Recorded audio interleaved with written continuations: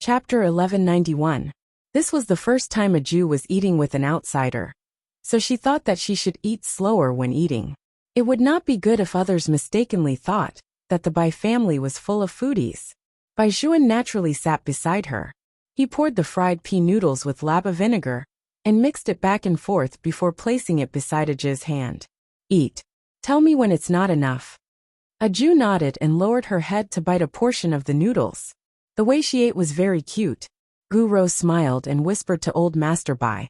Grandpa Bai, has Bai Juan and Aju always had such a good relationship? It's really too enviable. My cousin and I can't do it.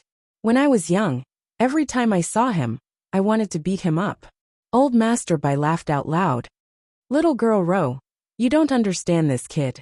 When I wanted to go to the mountain to see Aju at first, he was not happy. Later on, it was Aju who was too good to him. Only then did this kid know what love was. Mountain? Guru asked in confusion. Grandpa Bai, why don't I understand? Old Master Bai put down the wine glass in his hand. Aju grew up in a temple on the mountain. When she first came to the Bai family, she was still a little girl. Now she is getting older and older. Time really does not spare people. What did he mean when she first came to the Bai family? Could it be that Aju was not a child of the Bai family? Guru suddenly paused for a moment, and Bai Juan's incomparably deep gaze appeared in her mind again. Micro-expressions could not lie. She had thought that it was a reaction of a brother, who was obsessed with his sister, to reject the boys around his sister. But now, Guru's fingers that were holding the bamboo chopsticks suddenly tightened. Soon she let go again. No wonder he did not have a girlfriend. So that was how it was. How old was he? What could a 12-year-old child know? Moreover, she had interacted with Bai Juan so many times. She knew very well how precocious Bai Juan was. There were too many traces of aristocratic families on him. When she was abroad, she had seen his photo. At that time, he had just been admitted to the university, there not long after he had been in high school. It was enough to show how different Bai Juan was. He had been in and out of all kinds of places. She had even seen him discuss business with her grandfather. He did not look like a high school student at all. Instead, he was steady and sharp. It could be seen that his methods were not very clean. How could a child like Aju understand such a person? Guru lowered her eyes and took a sip of the fruit juice. She looked at Aju, who was still eating the fried noodles, and smiled gently. Bai Juan might have been able to tolerate this child's clumsiness in the past. But in the future, if they weren't the same type of people, they wouldn't be together no matter what. So what if they had secretly developed feelings for each other? Bai Juan was 17. People at this age were at the stage where they wanted to try all kinds of new things, especially boys. And Aju was only 12 years old at the end of the year. She could not even be considered a young girl. What would she know? How long could Bai Juan endure? Guru chuckled and put another piece of vegetable into her mouth. Then, she rested her chin on one hand and asked kindly, Aju, is my cousin especially noisy during class? Hey, Guqing did not eat much. He had also been watching the interaction between Bai Juan and Aju. Now that he heard Guru mention his name, his eyelids lifted. He still looked very cool. Aju replied, he doesn't make a fuss. He sleeps a lot. You two really have a good relationship. Guru sighed. You even know what this brat is doing. To be honest, what did you go to the mall today? Your brother and I saw you too. You were even walking hand in hand. Hand in hand. The person who revealed a surprised expression was old Master Bai. He first looked at Gucheng, then his gaze fell on Aju, as if he was asking. At that time, she was indeed pulled by Gucheng by the wrist, so Aju did not say anything. However, she did not want to continue this topic. This way, it was very likely that the matter of her buying a birthday present for her little brother would be asked. Therefore, she could only bury her head and continue eating the noodles. Gucheng understood Aju's thoughts. He lazily said to Guru, Sister, can you stop talking? It's just a shopping mall. You even had to make 4 or 5 calls to accompany me to the mall before you came out. You even said that it was cold outside. It's just a shopping mall. Alright, since you said so, I'll believe you. Guru laughed as she spoke. She said to old Master Gu, Grandfather, look at how shy little brother is. Old Master Gu also laughed out loud. He couldn't help but look at Aju a few more times. He meaningfully said to Old Master Bai, "This grandson of mine is very different to Aju."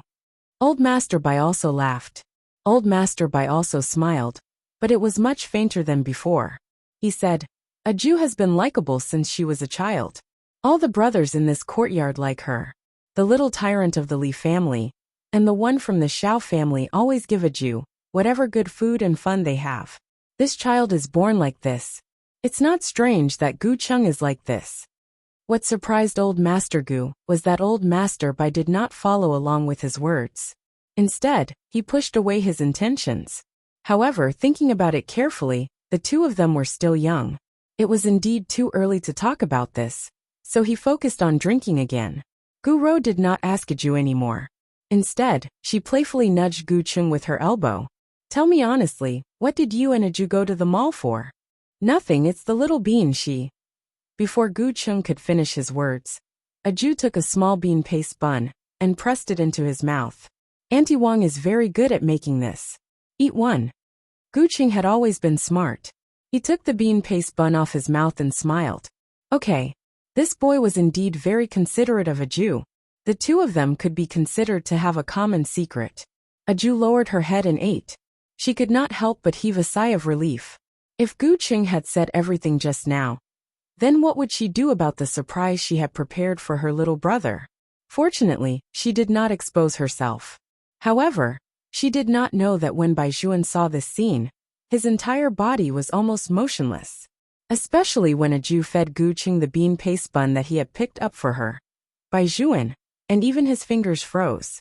In his memory, other than him, Aju would not feed anyone else. But now, she was feeding a boy. And they even had such a tacit understanding. The fire in the depths of his heart seemed to be able to burn his entire body. Sometimes, Bai Juan always thought that it would be great if Aju did not grow up. If she did not grow up, she would always belong to him. But the reality was that not only had she started to grow up, but there would even be a day when she would leave him because of another boy. Swoosh. Bai Juan stood up. His eyes were covered by his drooping hair, revealing only the curve of his mouth. "I'm going to the kitchen to get something." Chapter 1192. Aju subconsciously raised her eyes, but she only had time to see Bai Juan's back as he left. Gu Rou turned her eyes and stood up. She smiled and said, "Grandfather, you guys eat first. I'll see what Bai Juan wants to take, and help him bring it over." After all, Bai Juan looked too normal. There was no trace of him being left outside. Other than Gu Rou who followed behind him, no one knew that Bai Juan's left hand was dripping with blood. "Do you need me to help you?" Gu Rou's eyes narrowed at first, then she laughed cheerfully. It was as if she did not see his left hand, as she said something beside him. Bai Juan stood there quietly, and did not speak. When Aju walked over with the little white cat in her arms, this was the scene she saw. She originally wanted to go over, but that scene looked very harmonious. She could see that the little brother had come out with an excuse just now. She originally thought that the little brother had come out to smoke.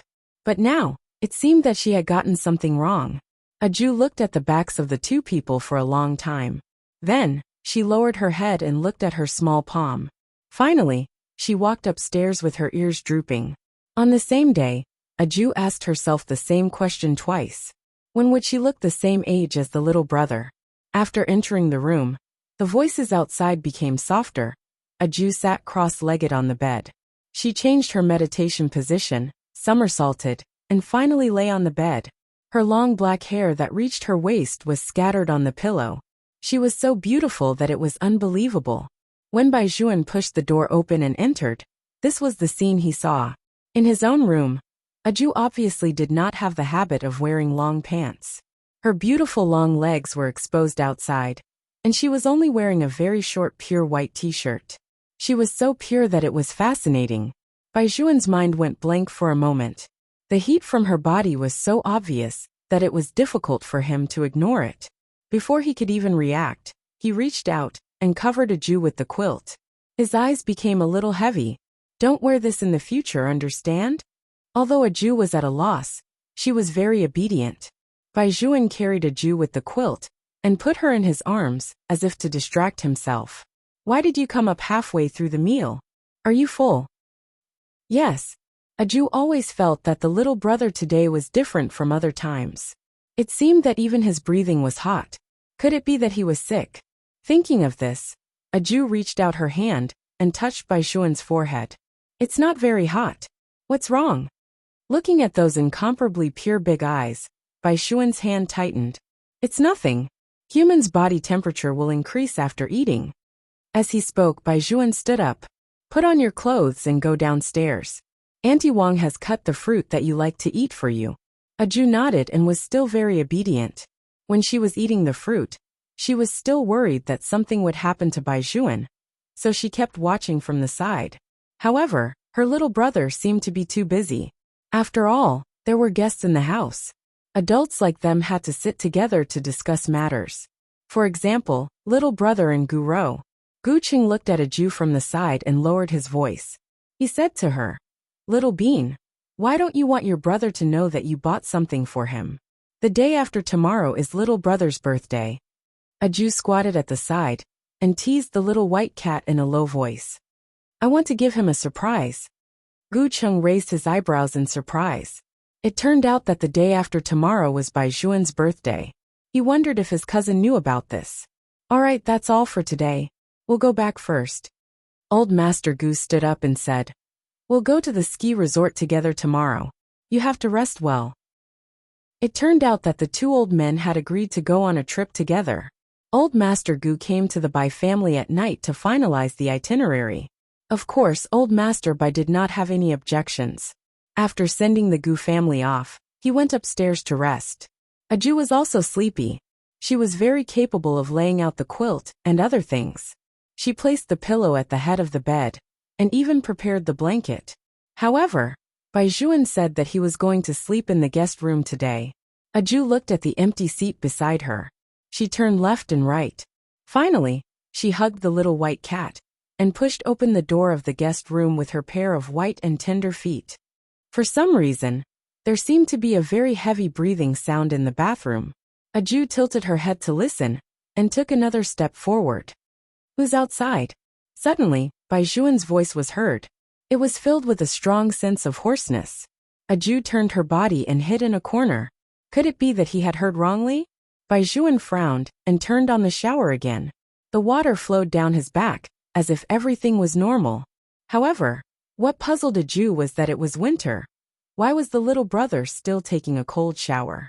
After Baishuan finished showering, he reached out and turned on the switch. He put on a white cotton t-shirt and shorts and walked out while drying his hair. Aju hid there and pressed her fingers between her lips, indicating for the cat on her head to be quiet. Baishuan first leaned against the head of the bed and lit a cigarette. He only took 2 puffs before putting it out. Then he picked up the wine glass beside him. No one knew what he was thinking.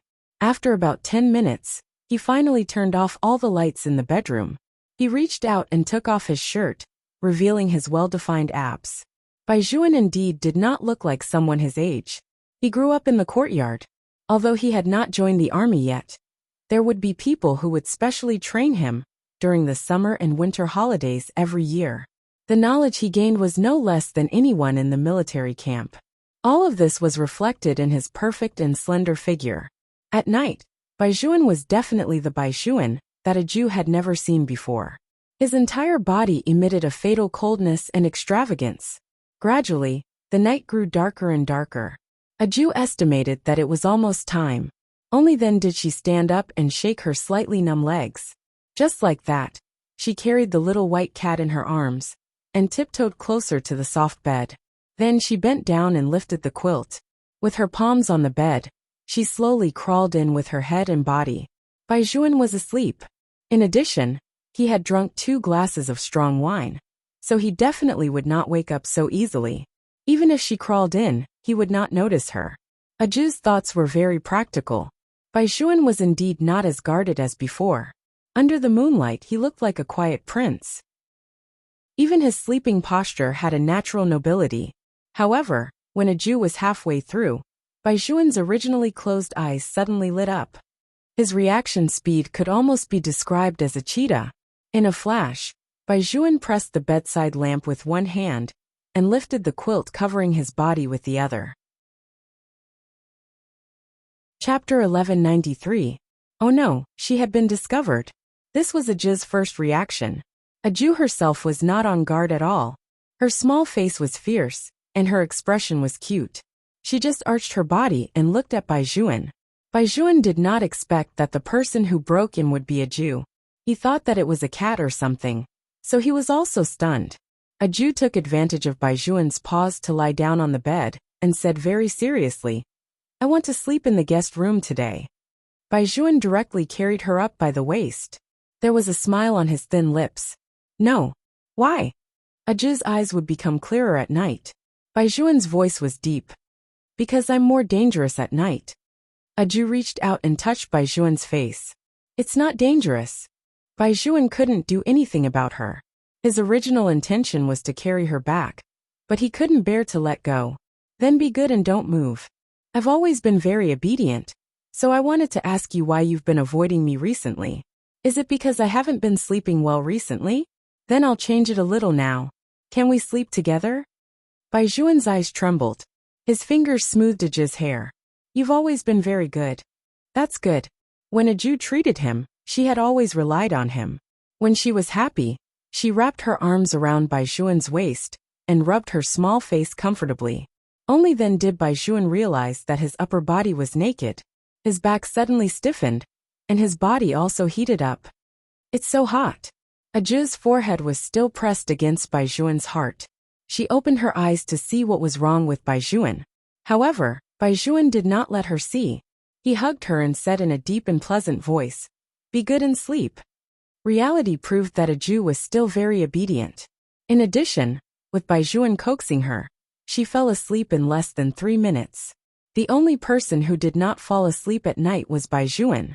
He looked at the person in his arms. His heartbeat was so loud that he could not hide it no matter how hard he tried.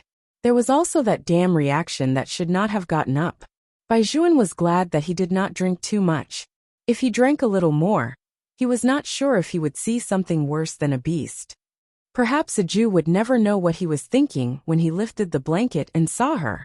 Baijuan's eyes darkened. His eyes followed the moonlight and fell on Aju's pink and tender face as he leaned over. Aju always felt that something was biting her when she was sleeping. It was probably a mosquito, but she still slept very soundly that night. The next day, when the sun shone in, Baijuan was still naked. His beautiful upper body and tight abdominal muscles were young and powerful. Aju was held in his arms with one hand. She was pure and innocent. Gu Rou and Auntie Wang had just pushed open the door when they cried out with a pale face. Aju was woken up by this voice and rubbed her eyes with both hands. Baijuan's reaction speed was even faster. He raised the quilt and covered himself and the person in his arms tightly. He looked coldly at Gu Rou, who should not have appeared here. "Get out." Gu Rou's expression was very ugly, but she was also smart. She tightened her fingers and followed him downstairs. Auntie Wang did not expect Baijuan to sleep in the guest room today. Even Miss was there. "Miss Gu, it should take some time for young master and Miss to wash up. Do you want to sit in the living room for a while?" Gu Rou took a deep breath and recovered quickly. There was still a smile on her face. "There's no need. I smell the smell of alcohol in that room. Baijuan must have drunk yesterday and forgot that he was going out today. My grandfather and grandpa Bai are already waiting outside.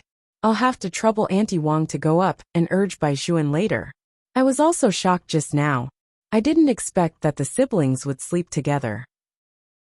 Miss has been with young master since she was young. Young master has long been used to taking care of her."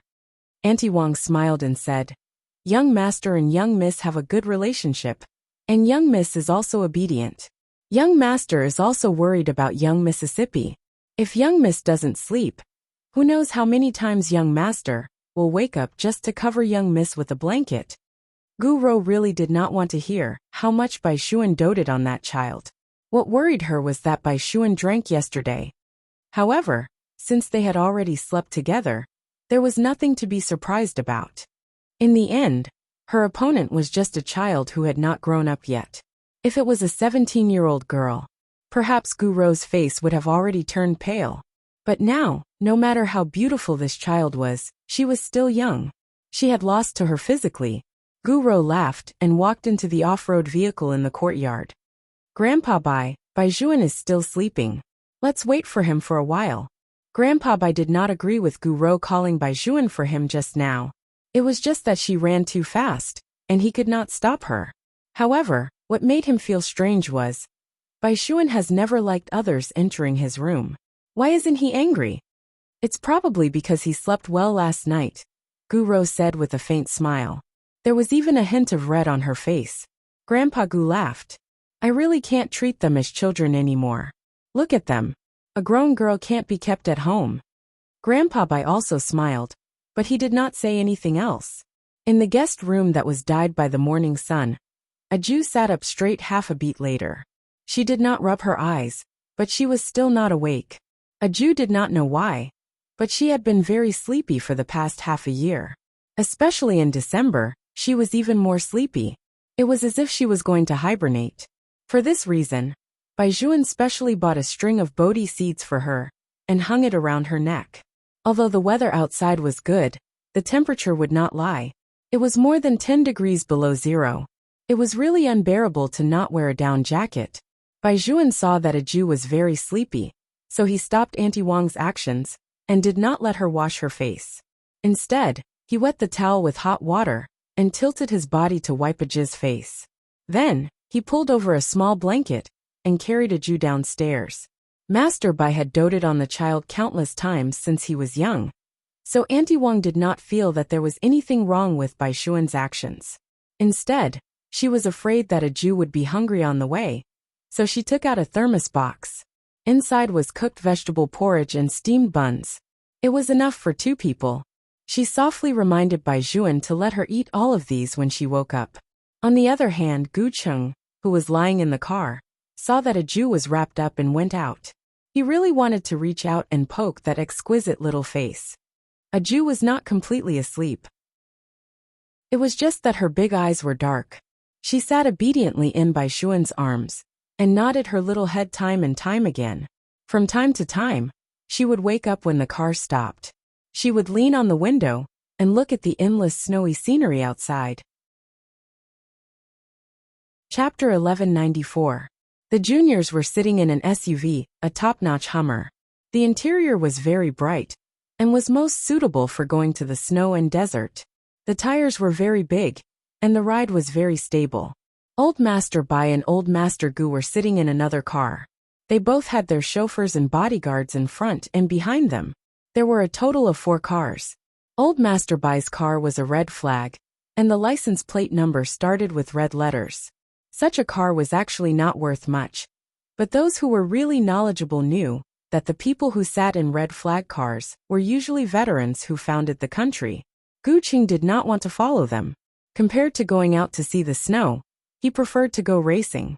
He was still wearing the same black as yesterday, but today he had changed into a short jacket with rivets hanging on it. The new winter style of boy made his skin look even fairer.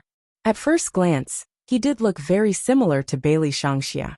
A Jew stared at the back of his head for a long time before remembering that he was her desk mate. Seeing that a Jew had woken up, Gu Qing naturally had more fun teasing her. How about you go racing with me when we get there later? A Jew shook her head and then turned her face to ask Bai Juan, Little brother, when will we get there? There's still more than an hour. Bai Juan asked in a low voice. What's wrong? I'm a little hungry. A Jew touched her small stomach. Bai Juan smiled lightly and took the thermos box that was placed at the side. I knew you would be hungry. Auntie Wang has already prepared it. Don't drink the porridge. Eat a bun first. When we get there, we'll start eating. A Jew nodded and began to eat the bun. Guro looked at her and smiled. Since a Jew wants to eat, do you want to sit in the back? I still have a lot of space here. No need. Bai Juan's voice was very calm. It's fine as long as she's with me. Guro's smile did not change. Alright, I have a tissue here. Ask me for more when your hands are dirty. After hearing Guro's words, a Jew realized that when the little brother gave her something, his fingertips were stained with noodles. Under normal circumstances, eating in the car was unavoidable. A Jew had not noticed it before, but now that the bun was in her mouth, the taste was much less delicious. It was as if she was the only one eating in the car, while the others were resting. After realizing this difference, Aju stuffed the steamed bun into her mouth and puffed up her cheeks. She did not take the second one as usual. Guro seemed to have prepared a tissue long ago. She had thought that it would come in handy. Unexpectedly, Aju on the other side actually picked up Bai Juan's hand and licked his finger. She licked the skin on his face. She looked like a cat. Bai Juan looked at her and rubbed her hair with his other hand. Guro's eyes darkened as she retracted her hand. It seemed that the person who tied the bell needed to untie it. Even if it was a child, she could not be underestimated. They had arrived at their destination. It was Zhangbei, a place known as Heaven's Road. The snow here was very heavy, and the temperature was low, but the air was much better than in the capital. The sky was so blue that it was somewhat unbelievable. Large white clouds floated above, as if one could reach out and touch them.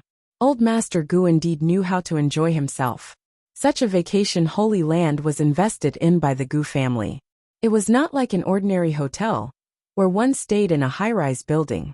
Instead, he built a dozen classical wooden huts on the snowy ground. Each wooden hut was very large and had a beautiful design. One of the walls was completely transparent, and from inside, one could see the continuous snowy mountains and clear hot springs. The architect of the wooden house was French, and it was more of an exotic romance. There was a large fireplace inside, and the floor was covered with thick blankets. It was very comfortable and warm to step on. In such cold weather, no one would not like to wear them in such a house. 500 meters away, there was a ski club. Everything was very convenient. After lunch, the two elders were going to the tea house to drink tea and play chess. For this reason, old Master Gu specially instructed his worrisome grandson, Gu Cheng. Don't bully your sister, Aju, understand? Grandfather, I've always been very good to little Bean, okay? After Gu Cheng finished speaking with an evil smile, he held Aju's hand and said, Let's go. I'll take you to play. As if he knew that Aju would reject him. After Gu Cheng finished speaking, he immediately lowered his voice and said, Didn't you see that your brother and my sister have gone to change into ski suits? The two of them definitely want to go skiing later. Why are you following them? Are you going to be a third wheel? Aju wanted to push Gu Cheng's hand away, but she paused. She remembered the backs of the two people in the kitchen yesterday. In addition to her little brother's reaction these few days, even her reaction had slowed down. Gu Cheng took advantage of this gap and brought Aju out of the door. It was indeed very beautiful outside. Other than the tall pine trees, there was an endless stretch of white snow. Aju grew up on the mountain. She liked nature very much, especially in a place like this that still retained its original ecology. It made her feel even more at ease. I'll take you to see my new pet, Gu Cheng said as he pulled Aju over again. He only stopped when they reached the backyard. The people here obviously knew Gu Cheng. All of them respectfully called out, Young master. Gu Cheng held Aju's hand with one hand and lazily put the other in his pocket as he responded casually. It turned out that Gu Cheng wanted Aju to see a fierce Alaskan sled dog. It should have been an adult and was very big. She didn't know if it was because of the good food and the suitable temperature here, but she felt that the dog looked very scary. Its fur was very clean and as white as snow, but its neck was chained by an iron chain. Its eyes were very low. My cousin found this a few days ago. Don't get too close to it, Gu Cheng said in a low voice. It bites too hard, so it was chained. Aju still had her white cat on her head. The cat and the person looked at the sled dog. At the beginning, the sled dog was still growling at Gu Cheng. Although it did not bite Gu Cheng, it was not very friendly either. Now that Aju had walked closer, the growl actually became lower and lower. In the end, it used its big head to touch Aju's leg. Aju had always liked animals. She hugged the big dog and said to Gu Cheng very seriously, It looks like little brother from back then. Can you sell it to me? I want to give it to little brother. Gu Cheng, who was still thinking of quickly pulling Aju away, was stunned. This Alaskan dog had even bitten a dog trainer before. Why was it as obedient as a cat in front of Aju? Thinking about it carefully, the little bean's affinity with animals was indeed surprisingly good. When she was in school, There would often be birds and the like landing on her hands. Could it be that animals also like simple-minded people? Chapter 1195. On the other side, in the French-style wooden house, when Baizhuan changed into his ski suit and came out, a Jew was no longer in the hall. He looked outside the door and frowned. He turned sideways and took out his phone. When he called, he heard the ringtone on the coffee table ring again. A Jew did not bring her phone with her. But where did she go? Baizhuan turned his head and wanted to go to the room to look for her. At this moment, Gu Rou walked in with a smile. Are you looking for a Jew? She went out with Gu Cheng and hasn't come back yet. The relationship between the two children is very good. When Gu Cheng came out earlier, he felt annoyed when he saw those young ladies from the aristocratic families. Today, he took the initiative a lot. Don't worry, a Jew won't be at a disadvantage with Gu Cheng. That guy knows how to play better than us. Moreover, when a Jew went out just now, her eyes were shining. Her hand was even held by Gu Cheng. Baizhuan did not say anything. He put down the phone that was pressed against his ear and walked out. Gu Rou followed behind him. The corners of her mouth curled up slightly. Baizhuan, let's go skiing too. A Jew and the others should be having fun right now, and don't have the time to care about us. The ski club is in front of the house. I heard from Grandpa that you especially like to ski. I'm a little stupid and can't ski well. Baizhuan still did not speak. His pure black hair blocked in front of his eyes, which only made his face very cold. That kind of coldness seemed to have merged with the surrounding white snow. There was an indescribable coldness. The snow finally stopped, but Baizhuan seemed to be a little reckless when he skied. The people in the club usually advised not to go to particularly steep places in snowy weather, because it was very easy for people with bad skills to get into trouble. However, when Baizhuan's figure came down from above and landed heavily on the ground, their mouths were wide open. It could be said that Baizhuan's posture and speed were even more professional than professionals. Even the ending was neat and handsome. However, no one knew why that extremely good-looking youth suddenly stopped. He just stood in the middle of the snow and allowed the wind and snow to climb up his hair. Gu Rou originally wanted to use this opportunity to ask Baizhuan to teach her how to ski. After all, she only believed in one thing from the bottom of her heart. At Baizhuan's age, as long as she gave him a chance, she would make him fall in love with her. At the very least, he would not be able to leave her body. Gu Rou did not think that this was a big deal. She liked Baizhuan, and she really did. She was not like a Jew. A little girl who was not enlightened would only make Baizhuan unable to find his true self. A person like Baizhuan should live in a dazzling and colorful way, not suppress the sexiness that he should have released for the sake of a sister. She had heard people mention that in order not to let a Jew know that he smoked, Baizhuan had to destroy the evidence on his body every time, and he rarely went out with others. He probably did not want to leave a Jew alone in the villa to sleep. For the sake of a child, he had rejected those social interactions that were infinitely helpful to the future. Baizhuan did this, but the child did not know at all. Through these 2 days of interaction, she could tell that this Jew only knew how to eat and sleep all day. She did not know anything and was very slow. Bringing such a person along would only drag Baizhuan down. What's more, the two of them had no relationship to begin with. It was reasonable for her to want to use another method to get Baizhuan. Gu Rou thought that this was probably liking him. No one had ever given her such a feeling. As long as she saw that person's figure, her heart would beat uncontrollably. Her mind would be filled with his face, even if he had always been very cold in front of her. But Gu Rou believed that one day, he would be warmed up by her. Habits might be hard to change. In the past few years, a Jew was the one who accompanied him. As long as she accompanied him in the future, there would not be any problems. Gu Rou waited in place with a smile. When Baizhuan finished skiing and walked over, she was the first to react. She held 2 cups of coffee in her hands, and was about to hand one of them to Baizhuan. Sister, aren't you guys progressing a little too quickly? The person who spoke was Gu Cheng. He had one hand in the pocket of his windbreaker, and his face still had his signature evil smile. He really did not look like the maturity that a person of his age should have. His other hand was still holding a Jew, who had her head lowered. Baijuan raised his gaze and fell on the hands that the two of them were holding. His hands, which were wearing ski gloves, could not help but clench tightly. The ski suit he was wearing was very big. It was a dark black coat, a fluffy hat, and a pair of windshield glasses. There was a refreshing aura in his handsomeness.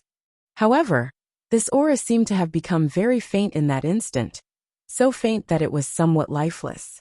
Why didn't you take your phone? This sentence was obviously directed at Aju. Aju touched her small pocket and realized that her phone was not on her.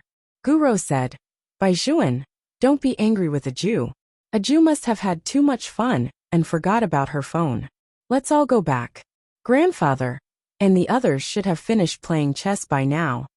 Baijuan listened from the side, his mind in a mess. If it was in the past, how would he deal with such a thing? He would directly carry Aju and make her remember to bring her phone next time. Otherwise, if he could not contact her, he would definitely be anxious. But now there was another person by her side. Moreover, Baijuan knew very well that the current Aju did not want him to go over at all. She wanted Gu Qing to accompany her. Otherwise, when she saw him, she would definitely throw herself into his arms. But today she did not. No matter how unwilling he was, Baijuan could not deny this fact. The wind became a little stronger, and the snow and dust on the ground were blown up. The four of them walked one after another, and the snow would always make a sound when they stepped on it. Aju looked at the back of the figure walking in front of her. She thought about it but still did not speak, because there was no need for her to speak. Someone had already walked to the little brother's side. Guro tilted her head and smiled refreshingly. You guys walk faster. If you walk slower, you won't have dinner. Aju stared at the back of the figure again. No, that's not right. There were two figures now. They were very tall, and they were also of the same age. The little brother seemed to be very obedient to the other party. When that person said to leave, the little brother took a step forward. With this thought in mind, for some reason, her walking speed slowed down. This continued for a while. When she raised her head, the person in front of her had already left her by a large margin. This was a situation that had never happened before. In the past, no matter how slow she walked, the little brother would stop and wait for her. Or was it different now? Chapter 1196. Your brother walks really fast, doesn't he? Guro smiled as if she was complaining. He doesn't know how to wait for us girls at all. But it doesn't matter. Aju, I'll walk with you. This way we can still chat. In fact, Aju did not want to chat, so she did not speak. However, Guro did not give up. Instead, she put her hands behind her back and tilted her head to ask, Aju, what is your brother like usually? Can you tell me? Just do me a favor. You know that it's too hard for your brother to chase after me, but fortunately, he's still quite gentle to me. She still had a smile on her face, as if she hesitated for a moment before saying, Aju, there's something I don't know if I should tell you, but seeing that Baijuan is sometimes very tired, so after thinking about it, I decided to tell you. You should also know that people born in the courtyard always mature earlier than other children, because they have some social engagements to attend. The last time we went shopping, it was actually Baijuan who was dealing with my grandfather. At that time, we hadn't started dating, and I fell in love with him first. During this period of time, I realized that the most tiring thing for him was to go home, because there were some things that he always had to worry about. There were some things that he didn't want you to know, including having to care about what time you eat every day, and having to pick you up from school. During this time, he could have been free, but he didn't do that because you are his sister. In his heart, family will always be the first. He doesn't seem to be sleeping well recently. After all, there are many things that he has to take care of. For example, this time, you didn't take your phone out. He was really worried. When he saw me just now, his expression changed. Whatever you want, Baijuan will definitely give it to you. He is just afraid that you will be sad. But Aju, you can't ignore Baijuan just because you are his sister. He also needs time to rest and fall in love.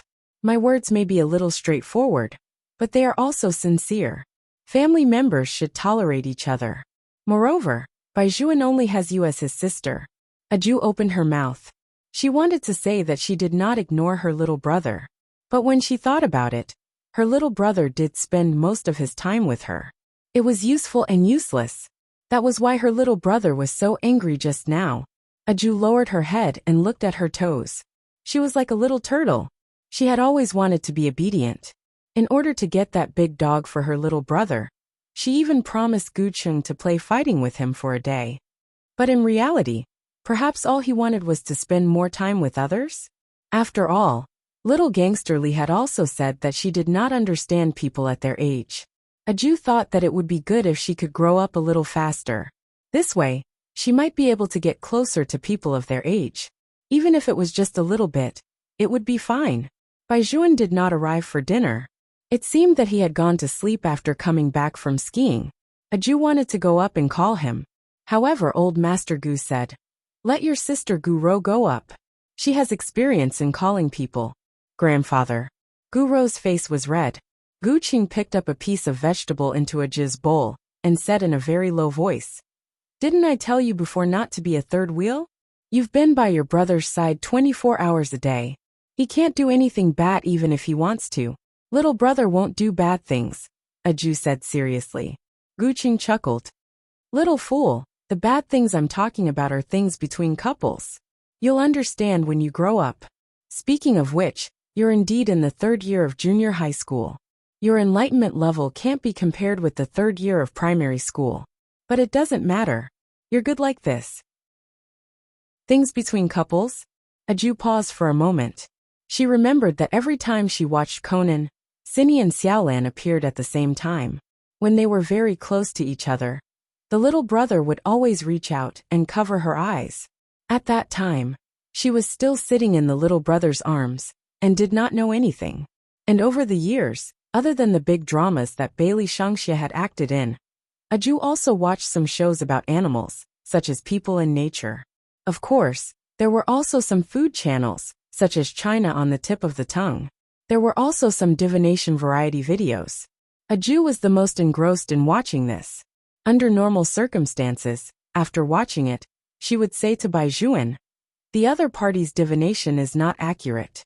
During the summer and winter holidays, the Bai family watched these things almost every day.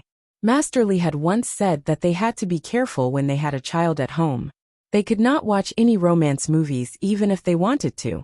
It would be fine if it was a boy, but they had to be careful when raising a girl. Thus the current result was the result. When she was young, Aju grew up in a temple. In her little head, other than fasting, chanting Buddha and torturing people, she did not have any ideas. Later on, when she could recognize words, she would receive things and letters from her brothers. It could be said that if she did not go down the mountain, Aju would always take it for granted that she was a boy. After all, she was going to be the abbot of a temple in the future. Later on, finally, with the hard work of everyone, Aju changed her perception of being a girl.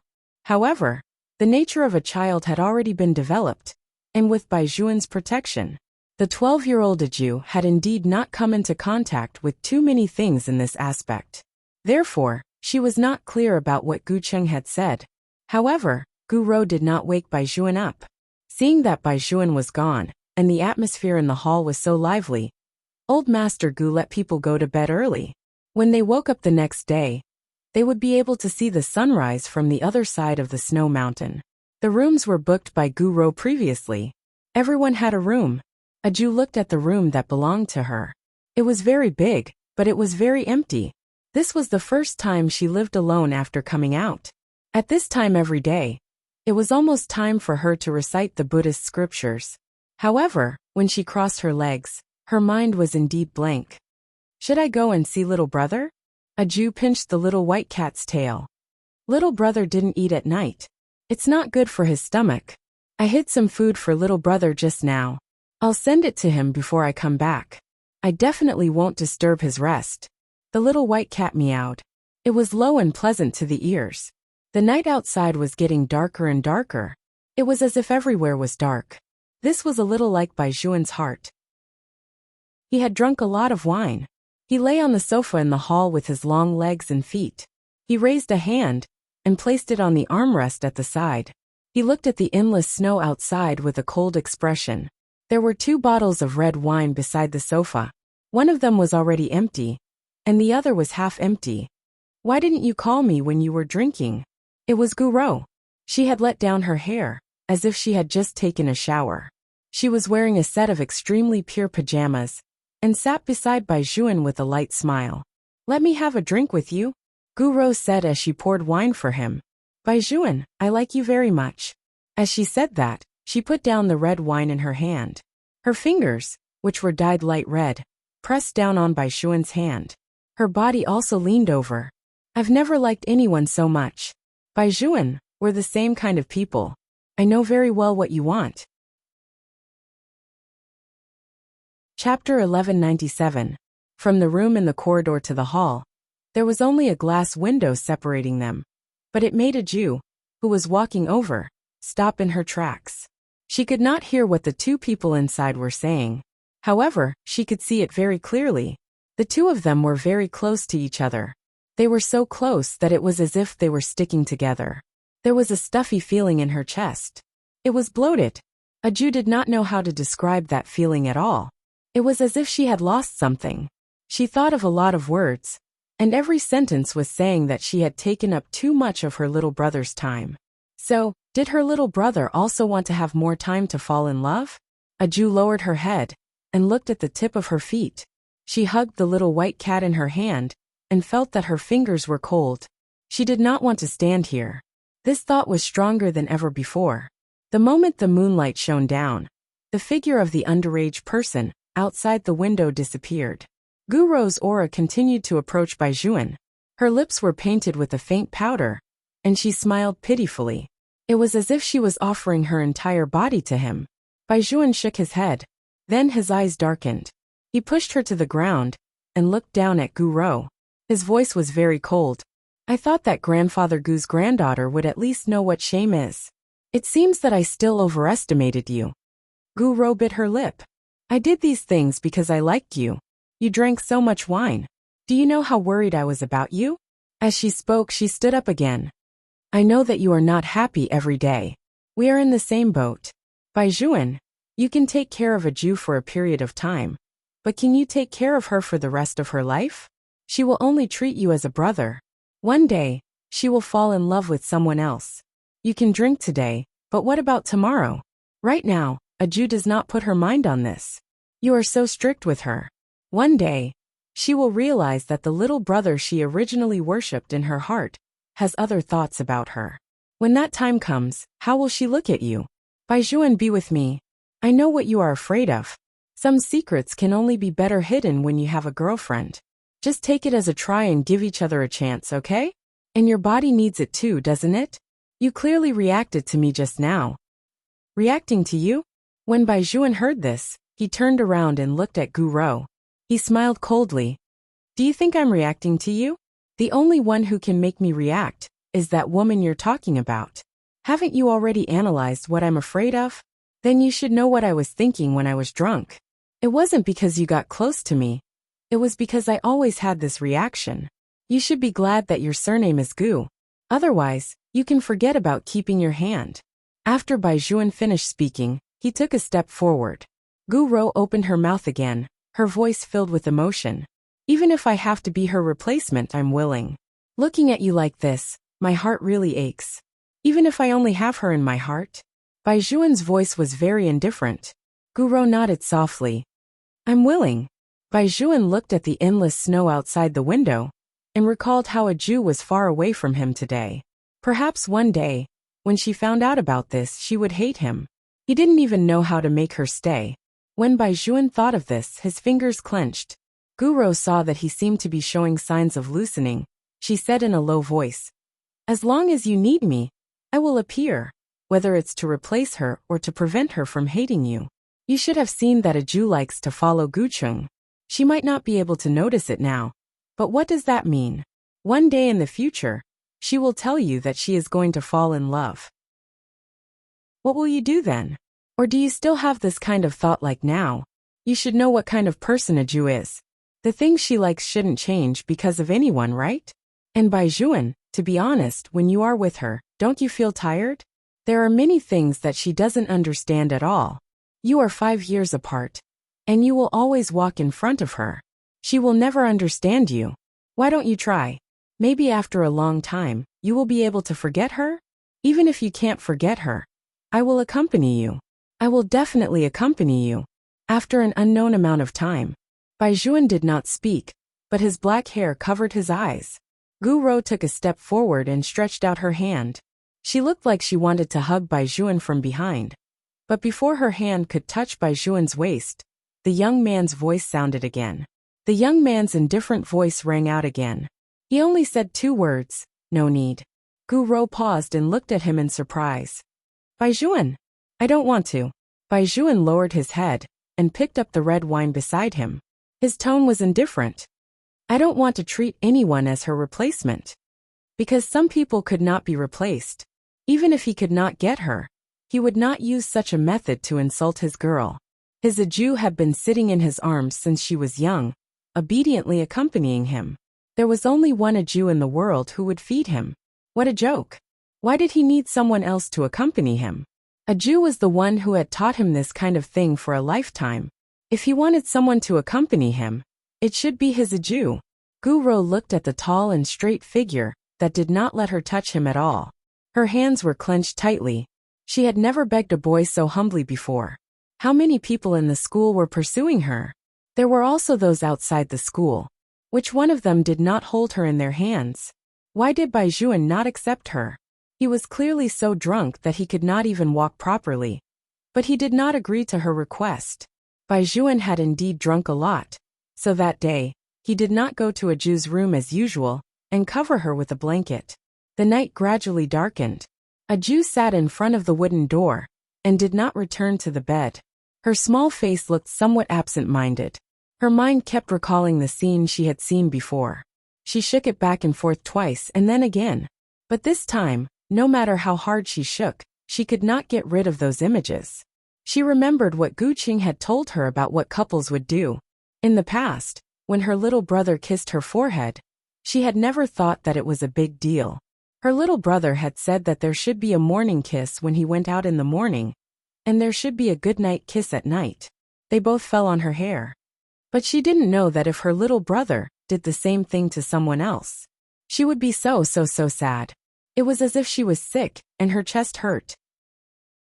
She didn't want her little brother to find a girlfriend. But this thought was too selfish. It was really too selfish. Xiaobai, what should I do? Chapter 1198. Aju curled up her body and lowered her eyes.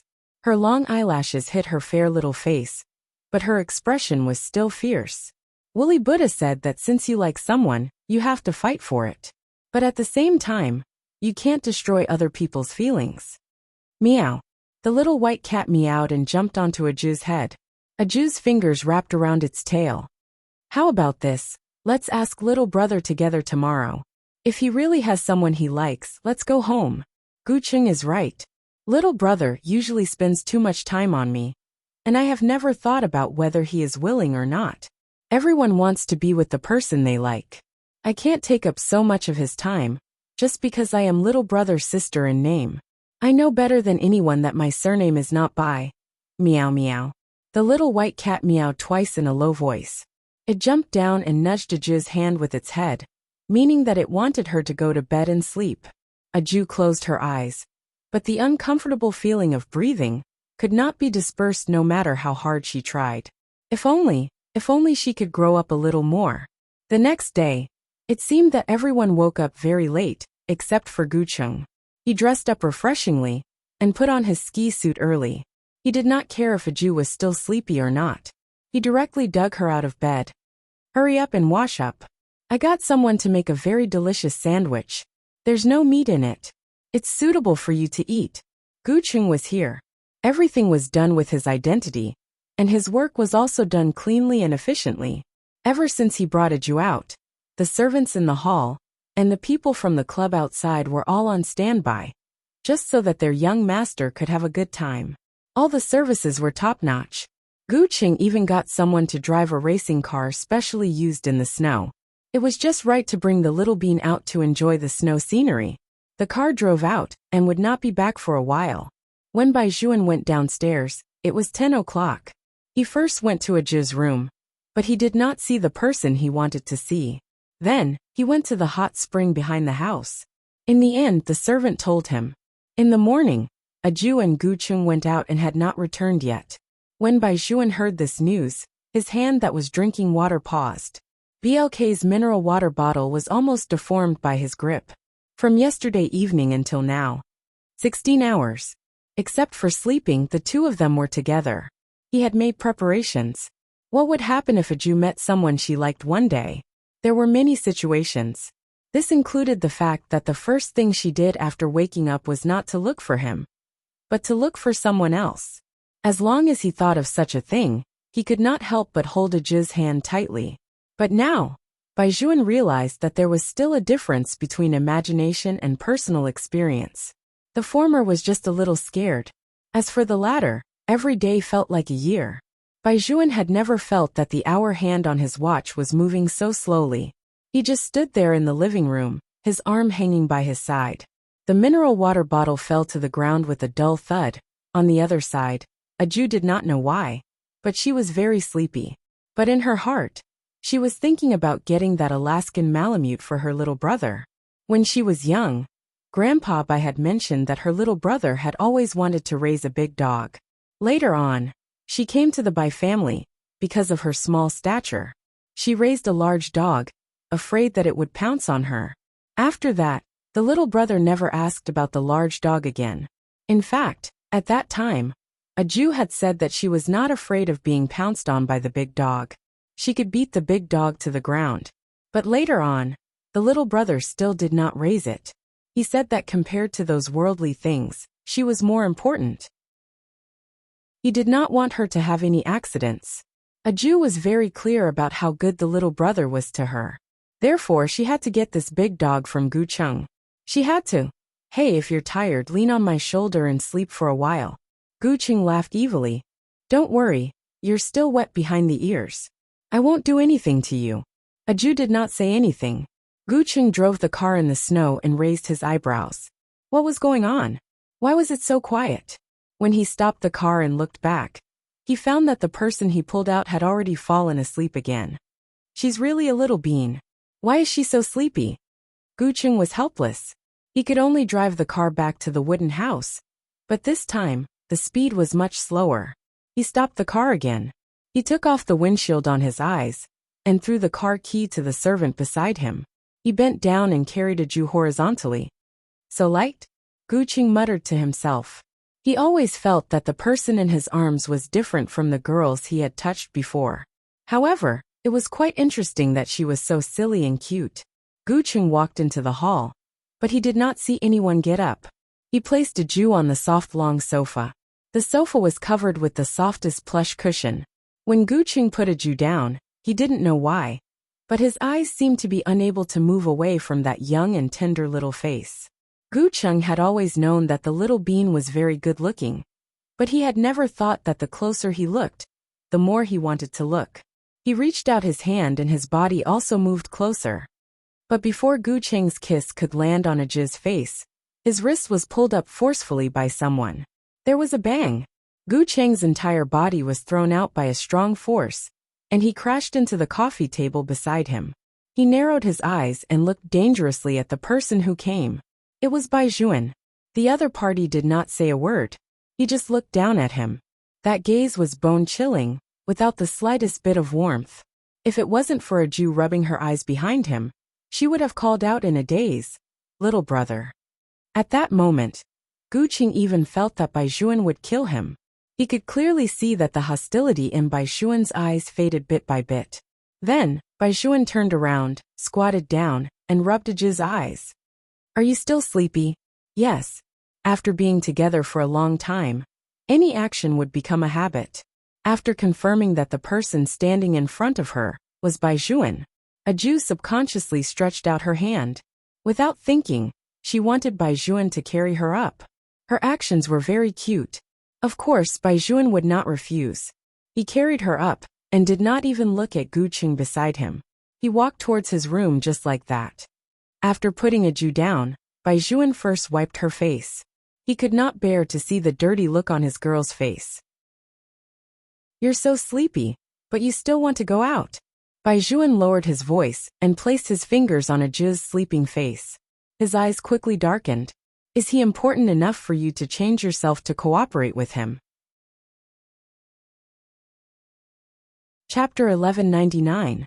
Once one's thoughts were fixed, it seemed to be very difficult to jump out of it. No matter how smart a person was, they would always feel uneasy when it came to love. Even Bai Juan was the same. Aju did not know why she was sleeping so soundly. She did not wake up until noon. When Bai Juan turned to look at her wrist, he realized that the originally jade-like Buddha statue had started to become a little dirty at some point in time.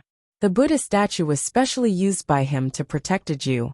Logically speaking, there should not be such a change. What was going on? Bai Juan stood up with a dark look in his eyes. As he walked out, he made a call. He seemed to be contacting the seller. The person who sold the Buddha statue also had some skills. Young Master Bai, from the first time I saw her, Miss Jio had a Buddhist affinity.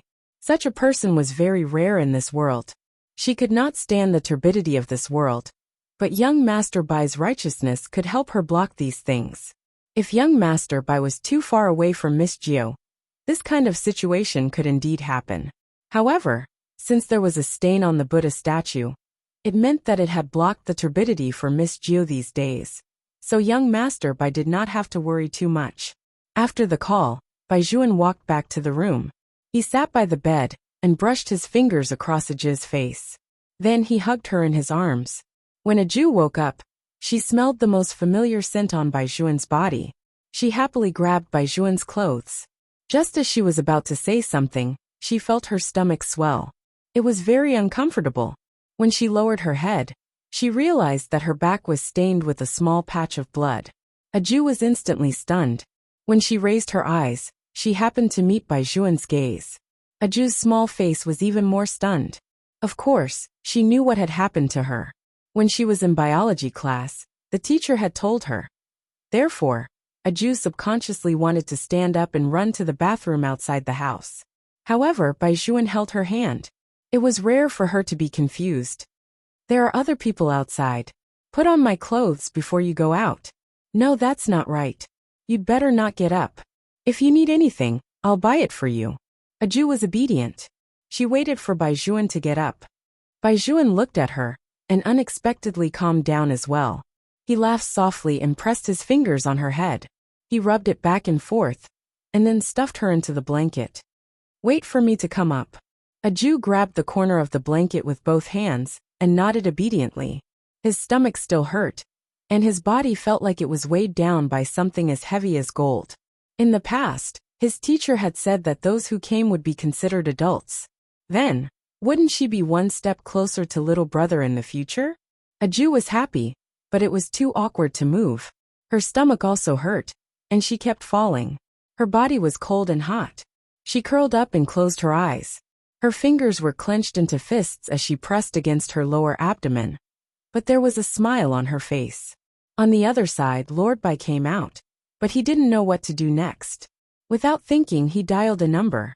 The call was to Li Hailu. When a girl comes, what is more comfortable to use? Bai Juan's voice was very indifferent. Little gangster Li was still playing games. What do you mean by that? It's that. When Bai Juan said this, he had already walked out of the wooden house. Li Hailu bared his teeth. Fuck, my boss has become a spirit. What exactly is that? My period. As soon as Bai Juan finished speaking, the ski tourists who were still packing up in front all looked in his direction. Their expressions were very complicated. Li Hailu was so shocked that he threw the mouse away. What did you say? Don't repeat the previous question. Recommend a few brands to me. Bai Juan's voice became even fainter. Li Hailu stood up, and he didn't care about the game anymore. No, why are you asking me such a question? I'm not a girl. Master Bai, do you think you're doing this kind of thing? No matter what, I'm still half a class belle. Just tell me if you know what's good for you.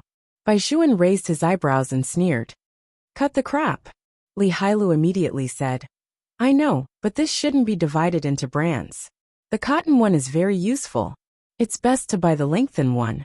Wait a minute, Bai Juan, why are you asking me this now? Don't tell me you're planning to buy it yourself? I'm hanging up. I'll contact you when I get back. After Bai Juan asked his question, he planned to hang up. Li Hailu was still shouting on the other side. Tell me clearly. Hey, Bai Juan. Bai Juan. Fuck. Li Hailu saw that he could not call Bai Juan back, so he simply turned his head to Xiaolin, who was sitting beside him, and said excitedly, Did you hear that just now? Xiaolin covered his left face and gestured for Li Hailu to look to his left. Only then did Li Hailu remember that he was not playing games at home, but at an internet cafe. He tilted his head slightly and saw that those who were not wearing earphones were looking at him. Their meaning was obvious. They were basically saying, How could a big guy like you know so much about women's products in such detail? Li Hailu really wanted to bury himself. His lifelong reputation was ruined because of that. However, after being annoyed, he still had to gossip. He held Xiaolin's hand and did not care whether he was still fighting or not. Tell me, what's wrong with Master Bai? Isn't it what you heard? Xiaolin was very calm.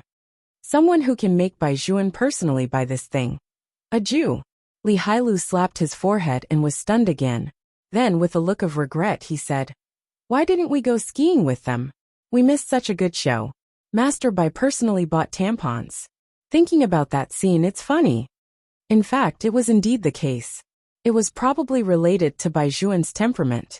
It was indeed not appropriate for a person like him to stand in front of girls' products. Not to mention, he even bent down and carefully selected them. The salesperson beside him kept looking at him. Bai Juan did not avoid it. Anyway, he had already come to this point. He simply walked to the salesperson's side and coughed lightly. It was rare for him to speak in a blunt manner. I want to ask, where is the brown sugar? The salesperson really felt that the boy in front of her was so handsome that he had an indescribable feeling. It was that kind of youthful purity. When she heard Bai Juan's voice again, she was instantly captivated. She even specially recommended ginger and brown sugar to Bai Juan. Bai Juan thanked her and bought almost everything that he could buy. The salesperson could not help but have a gossipy heart. You bought it for your girlfriend, right? Bai Juan paused for a moment before saying, Yes. The salesperson was so charmed. Buying sanitary pads for his girlfriend was simply too heartwarming. Chapter 1200. In fact, Bai Juan did not know much about this aspect. No boy would specially understand this. The matter of drinking brown sugar water during menstruation was something he had just found on the internet. Therefore, when he did these things, he really lost his previous speed. It was already half an hour later when he returned to his room. When a Jew saw Bai Juan enter, she immediately showed her head. Her small face was filled with guilt. The bedsheets are dirty too. If they're dirty, change them. Bai Juan walked over and rubbed her hair. It's just a bedsheet. Just by looking at Aju's face, Bai Juan knew that she was in a lot of pain. He did not let Aju walk at all. He bent down and carried her horizontally, not caring if his fingers would be dirty. Call me when you're done. Bai Juan stood outside the bathroom, only a door away. Perhaps only girls would understand Aju's feelings. When it was the first time, she would always be at a loss and feel a little ashamed that she did not want others to know. After changing out of her dirty clothes, Aju picked up the things that Bai Juan had bought for her. Her small face was red as she fixed it there before walking out. Bai Juan lowered his eyes to look at her and could not help but smile. Silly Aju, this is very normal. Don't be embarrassed. Tell me, are there any other discomfort? Aju shook her head. At this time, she really did not want to ask him anything. The more Bai Juan looked at her, the more interesting he felt. He picked her up again and placed her on the bed. I'll remove the bedsheets later. First, use the quilt and drink some brown sugar water before you sleep. Aju did not like to drink sweet things, but she still drank all the water that Bai Juan gave her in one gulp. Her cheeks were still bulging, and that expression was really more uncomfortable than drinking medicine. Bai Juan put the empty bowl aside and pulled the quilt over to cover Aju's body. He also lay down on it and helped Aju massage her waist with his left hand.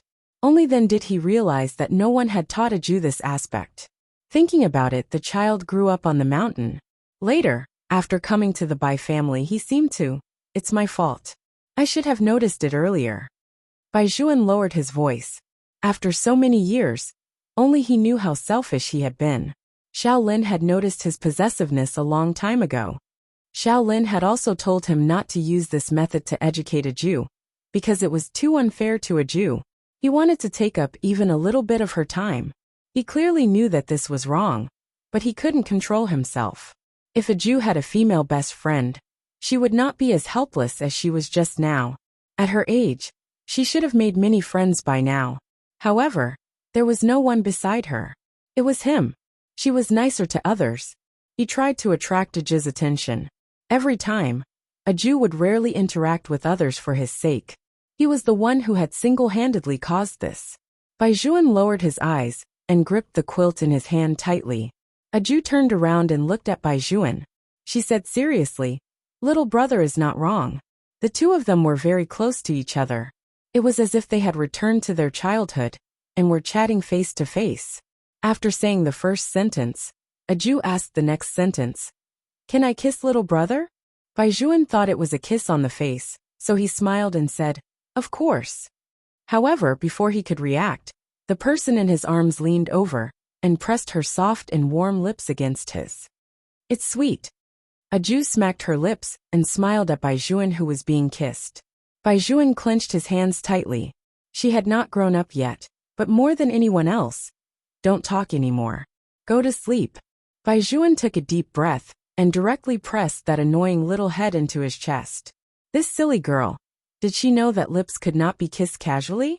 A Jew blinked and was obedient. She was about to reach out and hug Bai Juan's waist. She felt that there was a sudden earthquake somewhere. It was the position of her chest. It was clearly the same as before, the most familiar contact.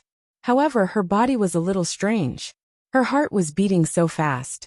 And for some reason, she felt that she did not dare to look at little brother just now. A Jew buried her face a little deeper. Bai Juan hugged her. "Be good, go to sleep." At the beginning, a Jew did not sleep because she would always unconsciously count Bai Juan's heartbeat. She also asked the question that she had always wanted to ask. "Little brother, do you have someone you like?" Bai Juan's body stiffened. A Jew's heartbeat also stiffened. She really wanted to hear a denial. Although even a Jew herself did not know why she wanted to hear Bai Juan say no. It was probably because if that was the case, little brother would only belong to her forever. However, the answer Bai Juan gave her was a very certain word. Yes. A Jew moved her arm with difficulty. It came again. That kind of stuffy feeling in her chest. At this moment, Bai Juan directly covered her eyes. "Child, don't ask so many questions. Go to sleep quickly." "I'm not a child." A Jew's voice lowered. "It would be great if I could grow up faster. That way, I wouldn't always be treated as a child by little brother." Bai Juan pushed her hair away. His eyes were dark, but he did not say anything. However, the real him, the selfish him, did not want a Jew to grow up. Because when a Jew grew up, it was very likely that she would not need him anymore. Just like the situation this morning, no matter how much he guarded against it, there was still someone else in her eyes. She did not know if it was because of her period, but when she got up and returned, a Jew was much quieter and did not stick to Bai Juan anymore. Instead, she just sat there obediently, holding her little white cat in her arms. She thought about a lot of things. In the past, someone had said that she should not take up so much of Bai Juan's time, just because she was his sister. At that time, she could not think about these things. But now little brother said that he had someone he liked. She could no longer selfishly pretend that she did not hear it. Last night, she wrote an email to her family. Her mother's reply to her was also the same. If the other party already had someone he liked, then don't force it. Because no matter how much you liked him, it was your own business. Even if you got the love that had hurt others, it was not open and above board. Little brother should want to be with the person he liked. But with her around, he was worried about her. Because in his heart, she was still that child who always needed others to take care of her. A child, a Jew lowered her head and looked at her hand that had not grown up yet. Her big eyes lost a lot of luster. "Beauties, kiss me good night." Chapter 1201. The next day, Bai Juan and the others still had to go to class. There were only 7 or 8 days until the winter vacation. Under normal circumstances, high school would take the exam first, and middle school would take the exam again. There was not much time difference. But at this moment, a very unbelievable thing happened in the high school department. Someone actually wanted to transfer in, and they wanted to transfer immediately. They were transferring to high school grade 3 class A. Not only were the teachers in the office surprised, but even some of the directors were surprised when they heard about this. It was already time for the exam. Why would they transfer? Moreover, the 3rd year of high school was the most important year. Wouldn't it affect their studies if they transferred?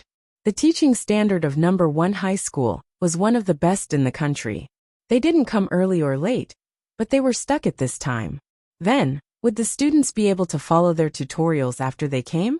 They had already finished teaching all the high school knowledge points when they were in their 2nd year of high school. Now they were in a state of revision. Students who had not listened to the lessons would probably find it difficult to adapt. Under normal circumstances, as the school, they had to consider the other party's aptitude. Even if they wanted to transfer, they had to wait until after the new year. But this time it was very strange. The school's higher-ups did not say anything and directly arranged for them to enter high school grade 3 class A. Really? Or is it fake? A transfer student? It's true. I just went to the teaching office and saw it. It's a handsome guy, very handsome, at the school bell level. Handsome guy? Come on, can he be more handsome than God Bai Juan? Even a few schools combined can't compare to him. The female student who revealed the news hesitated for a moment and said, "How should I put it? If you said this in the past, I could tell you with certainty that he can't be more handsome. But that person just now, he's not inferior to God Bai Juan. It's mainly because of his temperament. He's like a prince. You'll know when he comes." Is it that exaggerated? I don't believe it. God Bai is a player who can PK all the boys in the district. What kind of person can he? The student who was speaking suddenly paused, because outside the classroom, a young man in a white shirt walked over with a smile on his face. His hair was pure black, and his lips were very good-looking. Especially his eyes.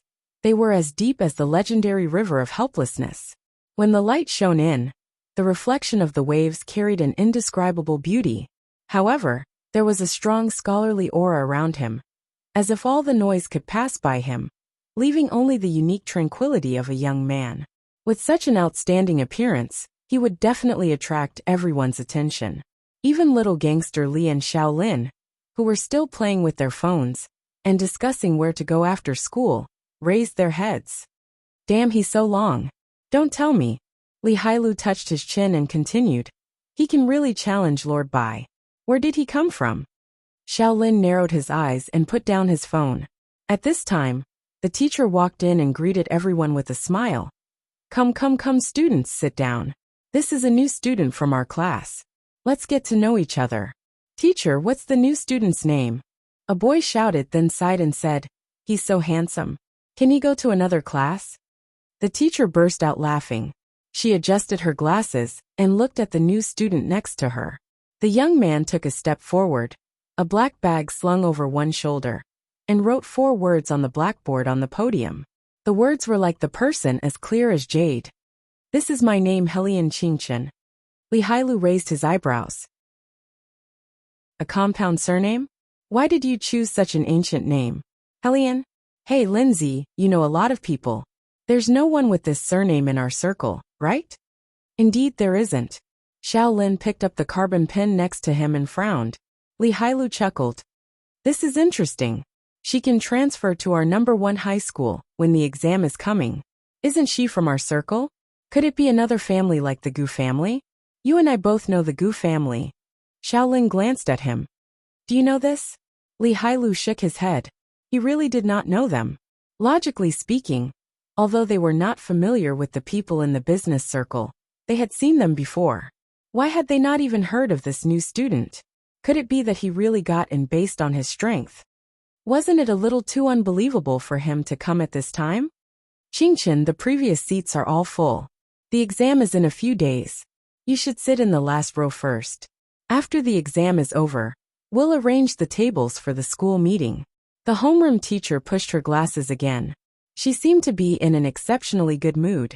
When Baizhuan saw this, he said, "There's no need to guess. He probably got in through the exam." Why? Li Hailu thought to himself. He hadn't even asked around yet. How did Master Bai know? Baizhuan finished the last math problem and closed the book. His voice was indifferent. The homeroom teacher's reaction. When have you ever seen her smile at anyone other than me?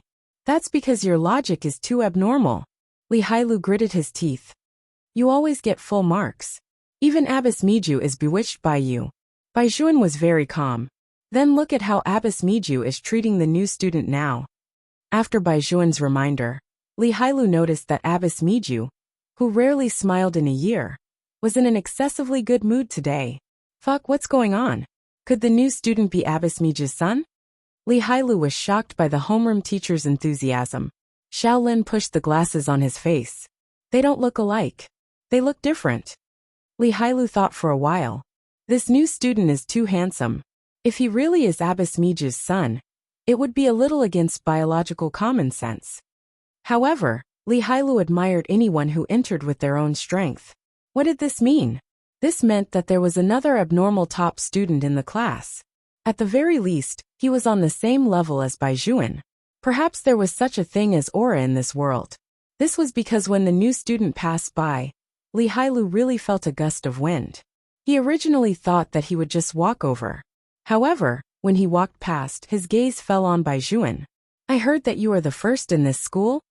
His tone was very indifferent, and there was a faint smile at the corner of his mouth. However, in all these years, no one had ever dared to ask Baizhuan such a question. Li Hailu subconsciously frowned. It was said that with just one sentence, the new transfer student started a fire. Almost everyone in the class was discussing it. There were also people from the next class who ran over to watch. They were looking at none other than Helian Qingchen. Hey, have you heard? There's a new student in Class A. Chapter 1202. Of course I've heard. He's very handsome, right? He even dares to challenge Baizhuan. He's really the #1 person in #1 high school. Didn't anyone dig up that transfer student's background? Coming at this time, his family background isn't simple, right? I haven't heard of any family background. However, some people said that he was specially recruited, and that Abbess Miju personally set the questions. He can even pass the questions set by Abbess Miju? More than just pass. He finished it in half an hour and got full marks. He even wrote 2 solutions to the last question. Fuck, another top student. So what if he's a top student? His family background can't be compared to Baizhuan's. I heard that he rode a bicycle, and is very ordinary. Helian Qingchen, who was said to be ordinary, was sitting in the classroom at this moment. Her slender fingers tapped on her left ear. It was just a black earring, but at this moment, it emitted a faint light. Yes, I saw Baizhuan. I'm in the same class as him. Helian Qingchen held a pencil and chuckled. Hey, you provoked him a little. Not bad. You're quite calm. No need. I can be here by myself.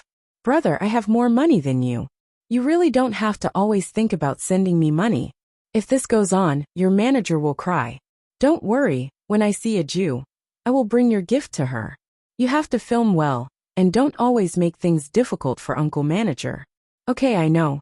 You didn't make things difficult for him. You just went to the nightclub without even informing him. The last time you didn't see him, he even called me. To be honest, brother, to be your manager, you really have to be smooth and slick. There's no need to find someone. Have you forgotten that I'm very good at exams? It's quite simple to come in. Okay, I know. I will take good care of myself. No one noticed that Helian Qingchen was talking on the phone, because he looked like he was reading English. He was holding a book in his hand, and did not have any communication equipment. However, they did not know that sometimes books and ballpoint pens could be disguised. Who was Helian Qingchen? He was the little boss of the ghost organization. At the age of 17, he could already take on deals alone. How could he do it without some hardware? Actually, going to high school wasn't difficult for him at all. The main reason was the email written by a Jew.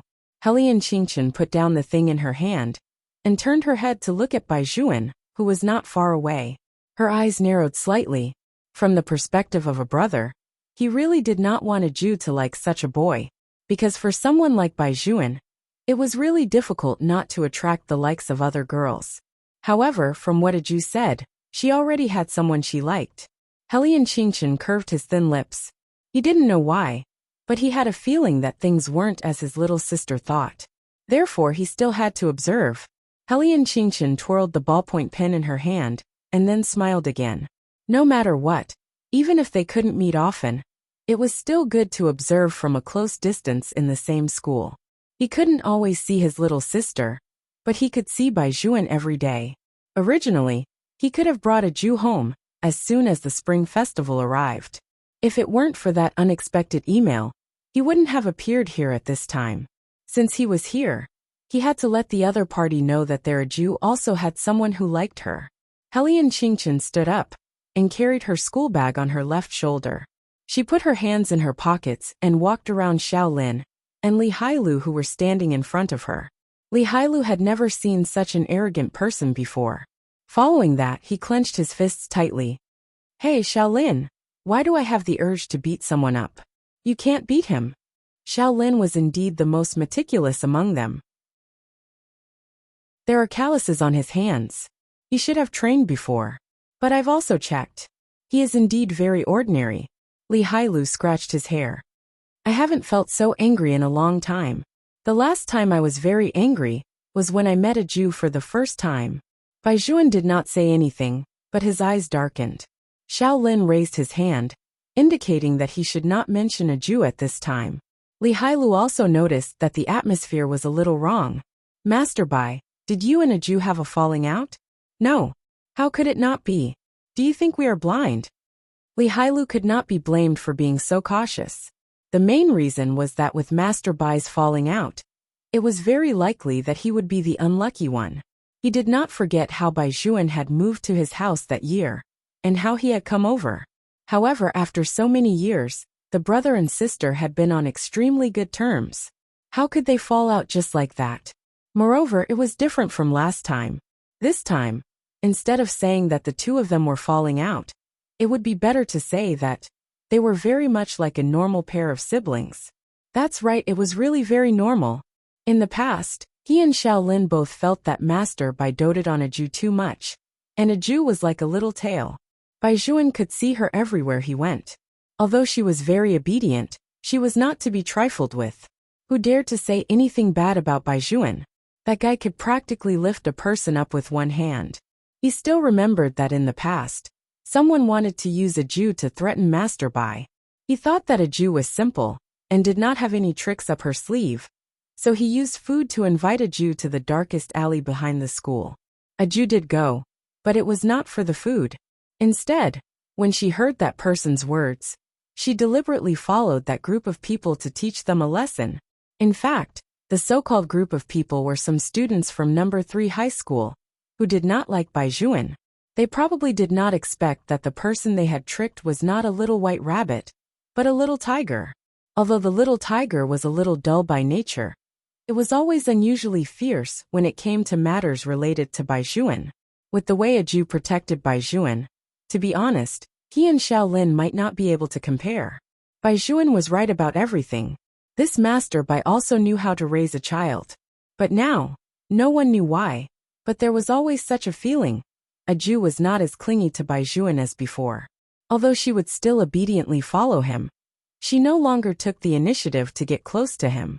But if it was only a Jew who was like this, it would be fine. Even Master Bai's side was very strange. He actually learned to distance himself from a Jew. Why was this so?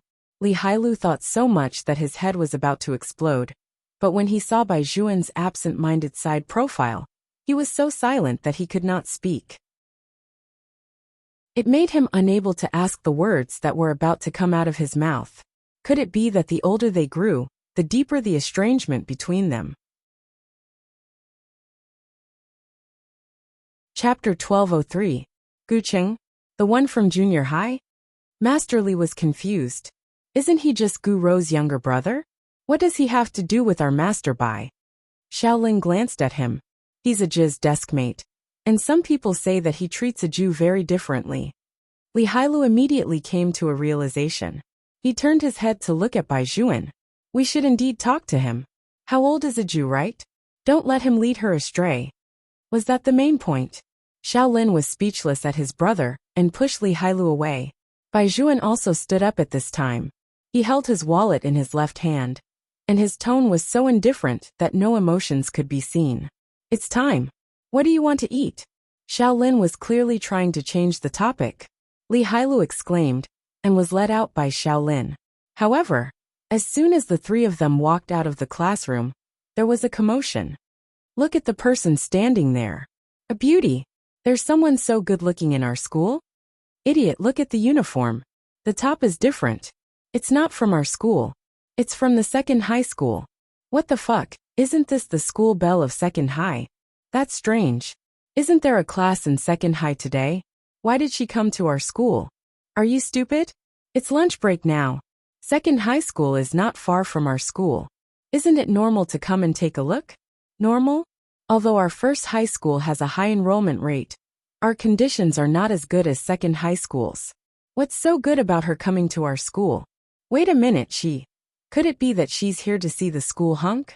As soon as the girl finished speaking, Gu Rou waved at Li Hailu and the others with a bright smile on her face. She jogged over with a backpack on her back. Behind her were two beautiful girls. Hailu, you guys are so slow. One of the girls spoke. She was indeed pleasing to the eye. We've been waiting for you guys for a long time. Gu Rou even said that we might not be able to meet you guys if we didn't make an appointment in advance. How is it? Let's go eat together. I heard that the food in your school's cafeteria is quite delicious. Little gangster Li was really unprepared. He did not expect that they would come back at all. He was instantly speechless. For some reason, the atmosphere was a little awkward. Gu Rou chuckled and said to the two girls, keep a low profile. After all, this is number 1 high school. Just follow them. Unfortunately, wherever Bai Juan was, people would always look askance. It was the same even when they went to the cafeteria. The middle school and high school students ate in the same cafeteria. The difference was that the high school students seemed to have more pocket money than the middle school students. They would go to the second floor of the cafeteria to order a small fry. A Jew liked to eat vegetarian food, and had always been easy to get rid of. Moreover, Auntie Wang doted on her. She always felt that the food in the school cafeteria was always a little worse than the food at home. Therefore, usually, a Jew would carry her lunchbox and go to the small stir-fry window on the second floor with the little white cat on her head to wait for Bai Juan. It was the same this time. However, what a Jew did not expect was that other than Bai Juan and the others, Gu Rou and the others were also following behind them. The girls were all very enthusiastic. One by one, they greeted a Jew and whispered, so cute. They stood beside a Jew. Gu Rou had a smile on her face. She put her hands behind her back and said intimately, a Jew, we meet again. Yes. The white cat on a Jew's head was still wagging its tail. For some reason, it suddenly straightened its body and looked outside the cafeteria. Gu Rou did not pay attention to the animal. She smiled lightly and said, a Jew, go over there and sit for a while. You carry the cat, so don't walk around the cafeteria. It's not convenient. Tell me what you want to eat. Your brother and I will go and order for you. No need. A Jew held the lunchbox in her hand and didn't care much. I brought food. Gu Rou didn't say much. All right then, we'll order whatever we want to eat. Yes. A Jew placed the lunchbox on the table. The white cat jumped down and stood to the side. Bai Juan walked over and said, if the food in the lunchbox is cold, tell me. It's not very cold. A Jew reached out and touched it. In the past, the two of them would stick together whenever they met.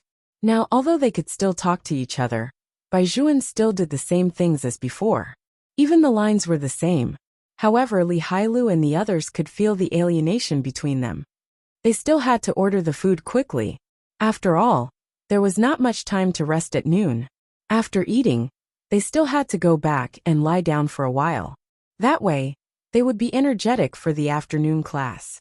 Of course, no matter which school it was, the cafeteria was equivalent to a battlefield. Everyone lined up like warriors in order to get the best food. Usually, at this time, when Bai Juan and the others appeared, although it would cause a commotion, it would not be like today, where many people stayed to watch. The arrival of Gu Rou and the other two girls simply ignited the gossipy hearts of many people. They even came to our school's cafeteria to eat.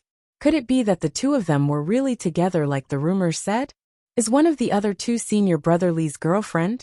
No. I still want to confess. The girls from second high school are better looking than those from first high school. No matter how good looking they are, people still like Bai Juan. This era of looking at faces is simply enough. Although there would occasionally be one or two words of envy and jealousy, with Bai Juan's character, more people felt that the two of them were very compatible. There was no one who did not like to see the combination of a handsome man and a beautiful woman. There were a lot of discussions downstairs. After all, there were not many seats upstairs, so people only looked and did not say anything. When Gu Rou walked past, there was still a smile on the corner of her mouth, which won the favor of many people. "Oh right, Hailu, I heard that there's a new student in first high school?" A beautiful girl asked from the side. "He looks quite handsome?" Li Hailu raised his eyebrows. "How did you know? This transfer student is extremely popular. That provocative sentence of Bai Juan has been posted on our school's Tieba." The girl smiled and said, "Just listening to his tone is quite cool, but I still don't know what he looks like. If he provokes you again, what do you plan to do? In so many years, this is the first time someone's discussion can drown out yours." Li Hailu placed the stir-fried dishes on the table. "Then let people talk about it." Gu Rou chuckled when she heard this. "It seems that even our little tyrant has been angered by the other party. All right, don't worry about it. Hurry up and order some food. The new student still doesn't know who he has provoked. When he finds out, he will definitely regret what he has said." Chapter 1204. It's probably too late to regret it. I heard that he rode a bicycle to school. Riding a bicycle to school? Hee, it's really classy. The few of them discussed as they ordered dishes at the window. Although their voices were not loud, the mockery hidden in them could be understood by those who understood. After the three of them finished ordering, they came back first. Bai Juan and the others were still standing at the stir-fry window, as if they were choosing something else. "It seems like it's a little crowded. Can you let this cat go under the table?" After they came back, one of the three girls spoke. She did not have any ill intentions, but the longest table in the school cafeteria could seat 8 people. 1.5 of it was already used to store school bags. With the dishes laid out so long, there would definitely be people who would not be able to get them. Gu Rou glanced over. The white cat standing beside the table really took up a lot of space, so she said to Aju, if you don't eat the stir-fry, can you hug your white cat and sit to the side a little?" Although she said to the side, she was actually being polite. Gu Rou clearly wanted Aju to go to the corner to eat. Aju raised her head when she heard this. She looked at Bai Juan, who was waiting for something over there. Then she called out to the white cat, "Little White." The white cat stood up and jumped onto her head. Aju directly picked up the lunch box on the dining table and walked to another table. She actually understood that some people would be against animals. After all, cats had a lot of bacteria on them. But Little White was different to her. Little White was the guardian that her mother gave her. From the moment she lived in the temple, Little White had always been by her side. Even her master said that Little White was extraordinary. A human and a cat had always eaten the same things since they were young. Aju could not simply treat Little White as a pet. Every time before eating, she would put a small bowl for Little White, and today was no exception. The people beside her felt that it was strange. A girl tugged at Gu Rou's sleeve. "Look, that cat is actually sitting on a chair. Is it so human?" Gu Rou smiled gently, and already had a point. "The cat is gone, so you have a chance to get close to Shaolin. When we eat later, I'll give you a seat so that you can sit away from Shaolin." "All right." The girl blushed and lowered her voice. "But why are these people even bringing Bai Juan's sister to eat? How inconvenient is that?" Gu Rou immediately raised her finger and tapped it on her lips. Then she turned around and looked at Aju. Don't say such things in front of Baijuan. He will be unhappy. Aju is still so young. She's still a child. They're both in number 1 high school. He dotes on his sister, so it's normal for him to bring her along. Don't say any more. Even so, Guro knew very well that Aju should have heard everything they were talking about. Aju had indeed heard it. Even though the other party had deliberately lowered their voices, she was sitting behind these people. It was impossible for her not to hear it. However, she didn't seem to have any reaction. She just lowered her eyes and opened the big bag. Such a scene was actually very eye-catching. Baijuan and the others couldn't see it from their position. The rest of the students eating on the second floor could almost feel the subtle squeeze. It wasn't very obvious. Perhaps only girls could sense it. Aju seemed to be isolated when it came to eating. On this side, they were chatting and laughing as they waited. Meanwhile, Aju and the white cat sat together at the place with the weakest light. Whether it was intentional or not, only those who had been ostracized would know that feeling. Clearly, everyone was very polite, but when it came to discussing topics and eating, they didn't bring you along. An old artist once said, "I really don't like the kind of person who doesn't know what happened and asks others to be more magnanimous." Everyone had times when their hearts were made of glass, but no one could empathize with them. Just like the current Aju, this was the first time she knew this feeling. It really didn't feel good. She looked at her lunchbox. In the past, it was the little brother who prepared a lot of things for her. When they ate, everyone was together. Now she was the only one. And it was obvious that because she was a child, she had already hindered these people. In the past, the little tyrant had said that when two people were in a relationship, the thing they hated the most was to be disturbed by others. The little brother was worried about her and took her with him at all times. But she would still be treated as a burden, even if Aju was unwilling to admit it. Had she really become a burden to the little brother now? It was clearly her favorite rice, but when she put it in her mouth, it lost its previous fragrance. Aju lowered her head and ate the rice in the lunchbox without saying a word. Her bangs covered her big eyes. However, at this moment, a pleasant and magnetic voice sounded from her left. "Student, is there anyone across from you?" Aju raised her eyes. Before she could speak, her big eyes shone with an unprecedented light almost instantly. That person looked at her with a smile. His deep black eyes seemed to overflow with warm water. Even the curve of his mouth was like a jumping wave, shining down through the sunlight. It was both familiar and nostalgic. "That's the new transfer student. Don't say, he's really quite handsome. Why did he come to the cafeteria on the second floor to eat? Did he go to the wrong place? The stir-fry here and the big pot of rice are not the same price." More and more voices came from all directions. However, Aju did not seem to hear anything. She widened her beautiful eyes and stood up abruptly. The first thing she wanted to do was to hug someone. The youth put his finger between his lips. His eyes darkened slightly, indicating for her not to speak. He also stopped Aju from the side. No one saw this action. Their thoughts were still stuck on why this transfer student would come to the cafeteria on the second floor. Only Aju nodded obediently. She had a cute little tiger face, and her big eyes kept looking at the young man. She didn't even eat. She just looked at him seriously, afraid that the young man in front of her would disappear in the blink of an eye. Was she dreaming? It was her second brother. Although he was different from before, he was an adult now. But it was really her second brother.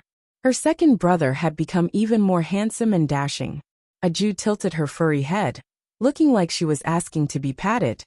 The youth could not help but smile. There was an unconcealable doting look on his face. He reached out his hand with a faint smile, and was about to place his hand on her head. Just as he was about to touch her hand, someone grabbed his wrist from behind. It was Baijuan. Chapter 1205. The two equally outstanding youths with outstanding temperaments looked at each other. Almost everyone could feel the sparks burning in their eyes.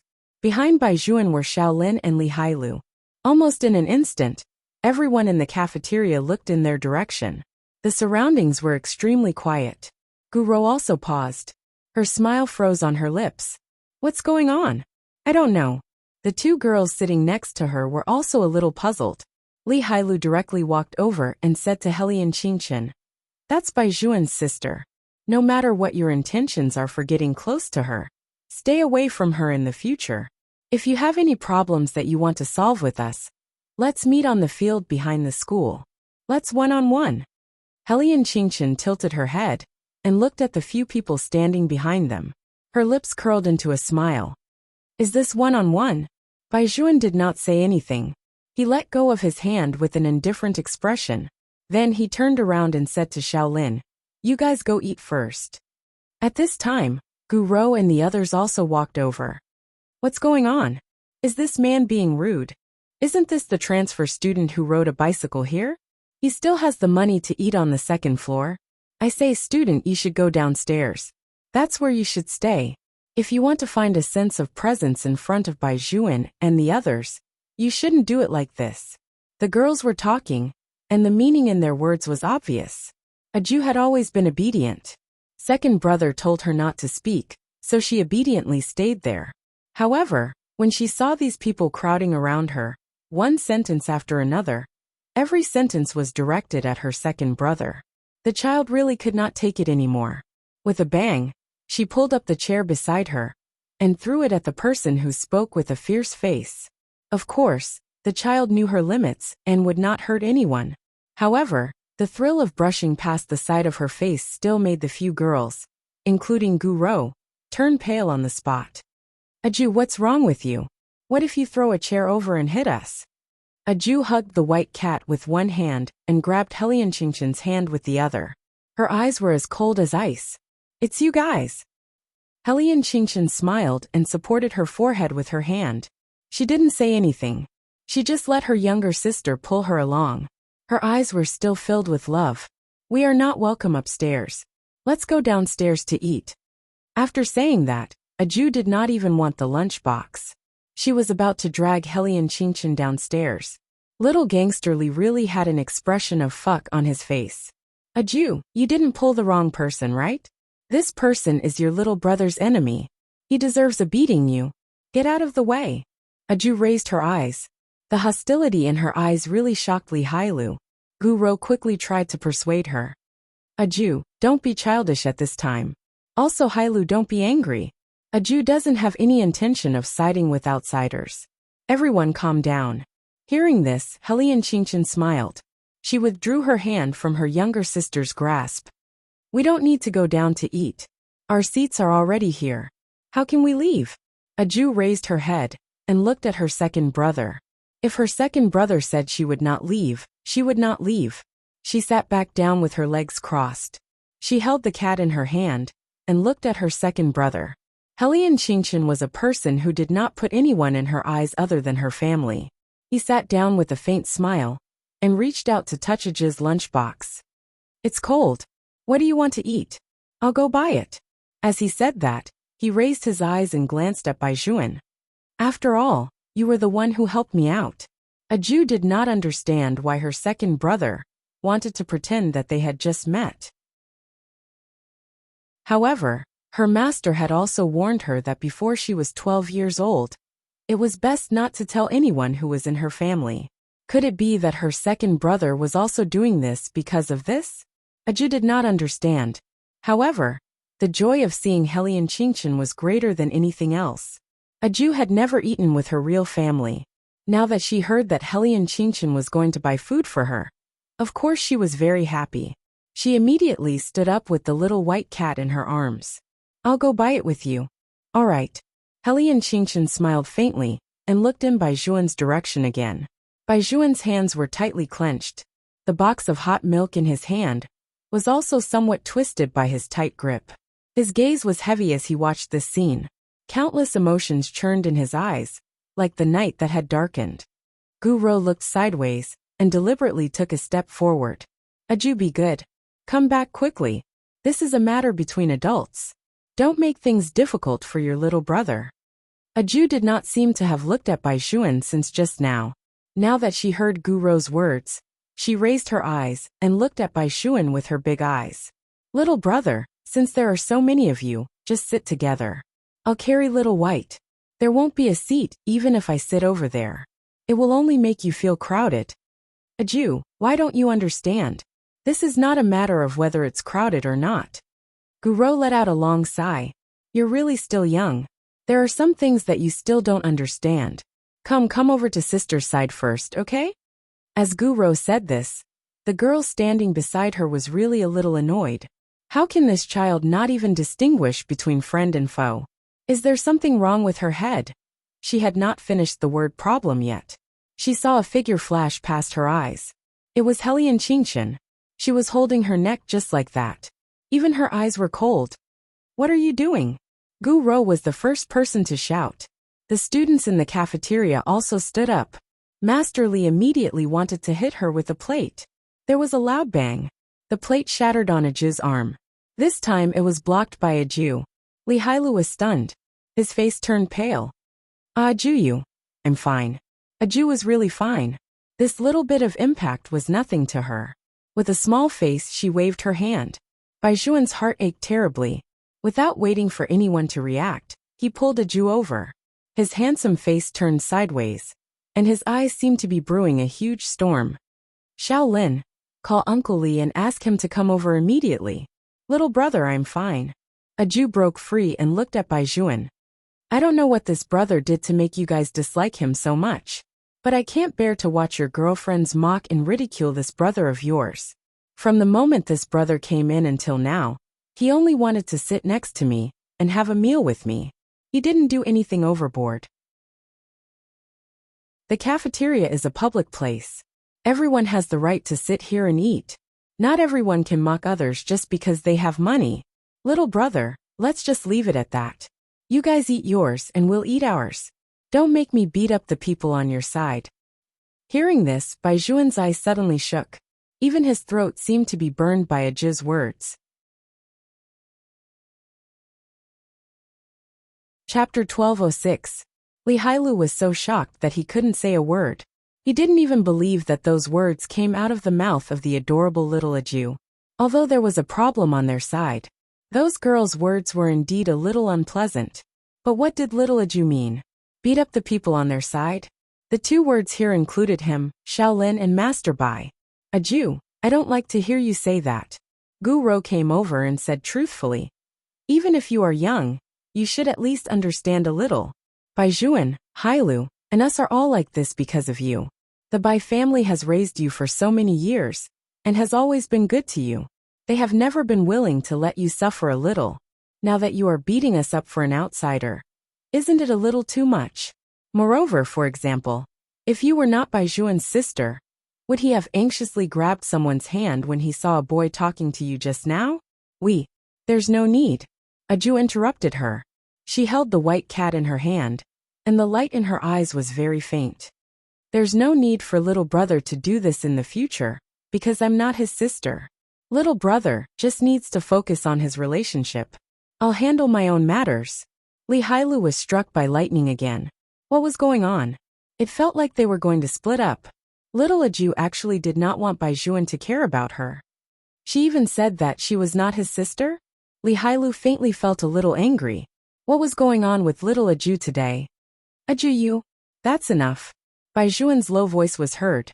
Li Hailu could not see his expression clearly, but he knew that Baijuan was not feeling well. What do you mean by enough? What she said? I said enough. Baijuan suddenly raised his eyes and glanced at Li Hailu.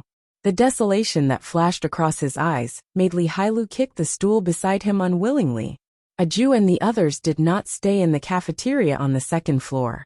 After she said that sentence, Aju dragged Helian Qingshan and left. Baijuan looked at the two figures walking further and further away. His fingers were clenched so tightly that even his knuckles turned white. He turned his head and stared at the three girls behind him. Then he strode out of the cafeteria. His actions were really like the wind. What the hell? It's not our fault. Why are you getting angry at us? Someone muttered. Shaolin walked over, pushed up his glasses and said, in the future, please don't come to school to look for us if you don't have an appointment. If you do, don't laugh at us for being poor. That kind of topic is very low to begin with. Also, you're sitting at Aju's seat. Why did Aju go to another table? Perhaps Bai Juan was currently angry and did not have the time to think about this matter in detail. However, when he thought about it, it was not as simple as just being glared at. When the three girls heard this, they all felt a little guilty. However, this wasn't what they wanted. They just felt that it was inconvenient to have a child around. Coincidentally, there was a space over there, so what was wrong with letting her go over?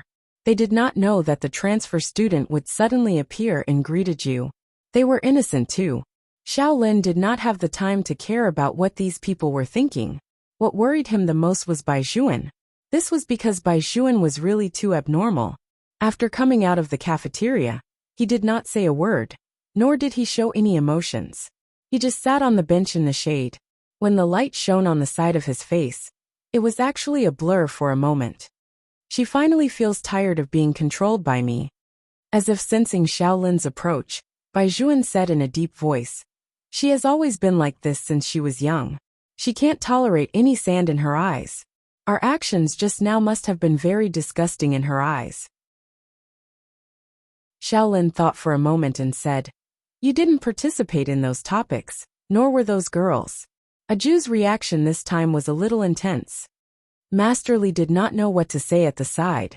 He could only nod wildly. Even if that transfer student is a little handsome, he's still a stranger, right? Yes, those girls' words are not pleasant to hear. Even if Aju is not used to it, why would she still challenge us for a stranger? Bai Juan did not say anything. His pitch-black eyes were like a winter night, cold everywhere. Shaolin frowned. "Hailu, don't say any more. In the end, it's still the wrong thing to do today. According to Aju's personality, she will definitely not like it. If those girls can cut off contact, then cut them off." None of them said anything. Who knew that they would think of coming to our cafeteria to eat?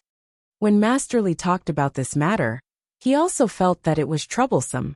Bai Juan did not want to continue this topic, because no matter what, the scene of Aju protecting Helian Qingchen would always appear in his mind. He knew that Aju was different from them. Just as his master had said, she was born with Buddha's fate. The more she was like this, the more she could not bear to see the chaos in the world. However, the person who was protected by her in the past was clearly him. But now everything had changed. She even said that she did not need him. Bai Juan still remembered that when he was in Zhongbei, he had said that when she grew up, she would probably not need him anymore. He did not expect that these things would come so quickly. Time passed bit by bit. However, Aju was not even in the mood to eat. She just lowered her head, drooped her ears, and looked at the little white cat in her arms. Helian Qingchen sat beside her. Her clear youthful eyes fell on her fair arm. She picked up a bottle of Yunnan white medicine and sprayed it on it. Her eyes were cold. This matter would not be over just like that. It was said that the onlooker had a clearer view. In addition, Helian Qingchen was sharp. She locked onto the crux of the problem faster than anyone else. That Guru, when the time was right, he would definitely let her know what regret was. However, Bai Juan's reaction was very interesting. It did not seem like he only treated Aju as a younger sister. If that was the case, he would have to observe more carefully. After the incident just now, Helian Qingchen had roughly understood everything. Perhaps Bai Juan's attention was all on him, so he did not hear Guru's words.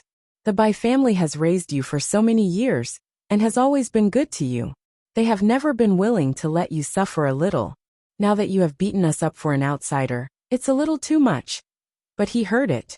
They had always thought that the Bai family was upright, and had a red military spirit. They would definitely not treat Aju badly. In fact, it was indeed so. The Bai family was very good to Aju. There was no difference between being good and being biological. On this point, both he and his brother were very grateful to the Bai family. However, they ignored one thing. The discussions around the Bai family would constantly remind Aju that she was not their biological child. She was always an outsider. Chapter 1207. No matter how close they were still outsiders. So this was the feeling of living under someone else's roof. For so many years, even in the letter, Aju had never told them about it. Therefore, they had always thought that Aju was really living a carefree life. He had grown up with his mother. His brother had grown up with his father. Although his father didn't really care about his children, he was still a man of great importance. At the very least, he would have a family member to accompany him. Only a Jew was sent to the temple from the moment she was born. Helian Qingchen still remembered how much the whole family looked forward to the birth of her little sister. Her mother had also said that the only person she felt sorry for among the 3 children was her little sister. She was destined not to be with her father, and the others due to her innate Buddhist affinity. Perhaps only the child herself would know the coldness of the world. In the distance, the campus radio station was still playing a song. The lyrics were like this: "When you are depressed, you will always feel the weight of loneliness. How you yearn for someone who understands to give you some warmth and lend me a shoulder." Helian Qingchen lowered her eyes and looked at her little sister, who was in his arms with a pair of big eyes. She reached out and hugged her. "Sorry, little sister, second brother came late." A gentle breeze blew, and snowflakes fell. On the empty field, 2 figures hugging could be seen from afar. The side of the youth's face was always so good-looking. Helian Qingchen was always more meticulous than Bailey Shangxia. Her doting towards a Jew could be seen from her every move. Time passed a little slowly, especially in the classroom. Bai Zhuan sat in his seat, but Helian Qingchen's seat next to him was empty. The more Li Hailu thought about this matter, the more sullen he felt. However, looking at Bai Zhuan's expression, he did not dare to say much. He could only comfort him. A Jew must be too young. She doesn't understand what happened for a while. When she thinks it through, she will definitely feel that what she did was wrong. Maybe after she goes home tonight, the 2 of you will make up. A Jew has always been sensible, but her reaction is a little slow. Don't mind it. It's not a big deal, right? Hailu is right. This matter is fundamentally a misunderstanding. Shaolin also felt that a Jew was not sincere. Perhaps she said those words because of the girl's attitudes at that time. Little gangster Li's eyes lit up as he continued. "Look, even Lindsay has said so. Who is the enemy and who is the enemy? A Jew just hasn't reacted yet. Let the child digest it. She will definitely understand why we did that at that time. Moreover, some words were unintentional. Girls are just like that." Bai Zhuan lowered his eyes and did not say anything. Shaolin patted him on the shoulder. "Don't think too much. A Jew has to go home eventually. When you pick her up in the afternoon, just tell her everything." But could they really say it out loud? When we are young, we tend to overlook the most important issues. You can't always think that a person won't get hurt just because she's pure and straightforward. A Jew was indeed slow, but that did not mean that she did not understand anything. The more ignorant one was, the easier it was to feel uneasy. This was probably the difference between a 12-year-old and a 17-year-old. The latter had already learned how to maintain interpersonal relationships around them, while the former only had simple likes and dislikes. The class bell was about to ring in 10 minutes. At this time, a Jew, who was about to return to the classroom, received a call. The person who called was Gu Rou. Her voice was still very pleasant. "Hello, is this a Jew?" A Jew had a small face and frowned. "No, I'm hanging up." Gu Rou was speechless. To be honest, Gu Rou was stunned for a moment after she was hung up on, because she had never thought that a Jew would hang up on her the moment she came up. Gu Rou had prepared a lot of words, but they were all choked in the middle of her throat. She couldn't help but make a second call. A Jew didn't pick up. Helian Qingchen raised his eyebrows at the side. Gu Rou's eyes gradually darkened as she made the call. Originally, she thought that the other party was just a junior high school student who didn't know anything. She didn't expect that in some aspects, she actually underestimated the other party. Her phone kept ringing. A Jew didn't pick it up, but Helian Qingchen smiled and tapped on it for her. Gu Rou was about to speak. Helian Qingchen swiped to the left and hung up. Gu Rou was speechless. What the hell was going on? A Jew also looked to the side. There was still a white cat on her head. She didn't understand why her second brother would do such a thing. Helian Qingchen's lips curled up. "Little sister, remember, driving a person crazy is not to not pick up her call, but to not give the other party a chance to speak after picking up. Of course, after playing 3 times, we can still listen to what she wants to say." Aju nodded cutely. She was really using her second brother's words. Therefore, when Gu Rou called for the third time, she quickly swiped it open. She only heard the other party say the word me before hanging up again. Gu Rou. Huh. Gu Rou was really a little embarrassed. One had to know that she was a real business child. Compared to the girls who appeared by Baijuan's side before, not only did she have methods, but she was also born with self-cultivation. She liked Baijuan, other than being desperate in her pursuit. A large part of the reason was that she felt that a little girl like Aju was not worthy of Baijuan at all. However, Gu Rou really did not expect that the other party would continuously hang up on her. Once or twice, she could treat it as if she had pressed the wrong button. This time it was a total of 3 times. It was obvious that she had done it on purpose. Gu Rou gripped the white iPhone in her hand tightly, and the expression on her face became ferocious. Gu Rou, what's wrong with you? Beside her stood the girl who had followed her to number 1 high school. Gu Rou only came back to her senses when she heard her friend's words. She adjusted her facial expression and smiled. Nothing. It's just that Baijuan's sister doesn't really want to pick up my call. That insensible junior high school student. Why do you care about her? One of the girls was very angry. Gu Rou smiled and said, don't be like this. No matter what, she is Gu Zhuan's sister. Master Li and Xiao Lin also have to take care of her. I'll give her another explanation. This was Gu Rou's brilliance. She had never been bad about Aju. Every time, she always expressed that Aju was still young and insensible. Over time, this kind of thinking would subtly influence everyone's thinking. This was a common method used by businessmen. Gu Rou had been by old Master Gu's side all year round, so this kind of method had become her most normal life. In this way, it really seemed that Aju was insensible. Gu Rou was already prepared to be hung up on again. But this time, the other party actually picked up. Chapter 1208. Hello. After hearing the voice, Gu Rou was stunned for a moment before she smiled and said, Aju, it's me, your sister Gu Rou. Yes, I know it's you. In other words, I know it's you, so I hung up the phone many times? Gu Rou felt that the breath in her chest was even more suffocating. She took a deep breath and said, Aju, I know you're still angry with me because of what happened today, but there's one thing that you really have to think about seriously. Aju, there's no one else around us now. Ask yourself, how does the Bai family treat you? How does Baijuan treat you? Everyone grows up day by day. Today, you publicly embarrassed your little brother for such a random person who appeared out of nowhere. Have you ever thought about how he would face his good friends and us? I'm not calling to blame you. I just want to tell you that your little brother is not feeling well either. I know that you have a bad temper. After all, you're still young. It's normal that you can't control yourself sometimes. But under such circumstances, you threw a chair at us without saying anything. Aju, to put it bluntly, it's fine for you to do this to us. But the Bai family has raised you for so many years. Baijuan thinks about you for everything. At the very least, you have to know how to be grateful. Are you done? Aju's eyes were clear. She lowered her head slightly, revealing her furry little head. It's not up to an outsider like you to discuss the matter between me and the Bai family. Gu Rou exclaimed aggrievedly. Aju, I don't mean anything else.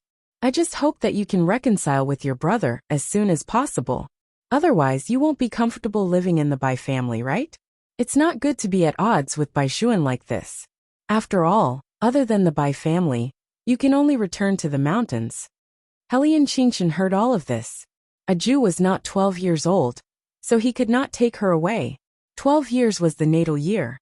Only when the zodiac was counted could one be considered to have reached the Mahayana realm. At that time, Aju would be able to ensure that she would not be eroded by turbidity. No one could replace the righteousness of Baijuan's military soul. At this moment, no matter how much he wanted to take his sister away, he could not be impulsive. Gu Rou. This person really made him want to kill someone.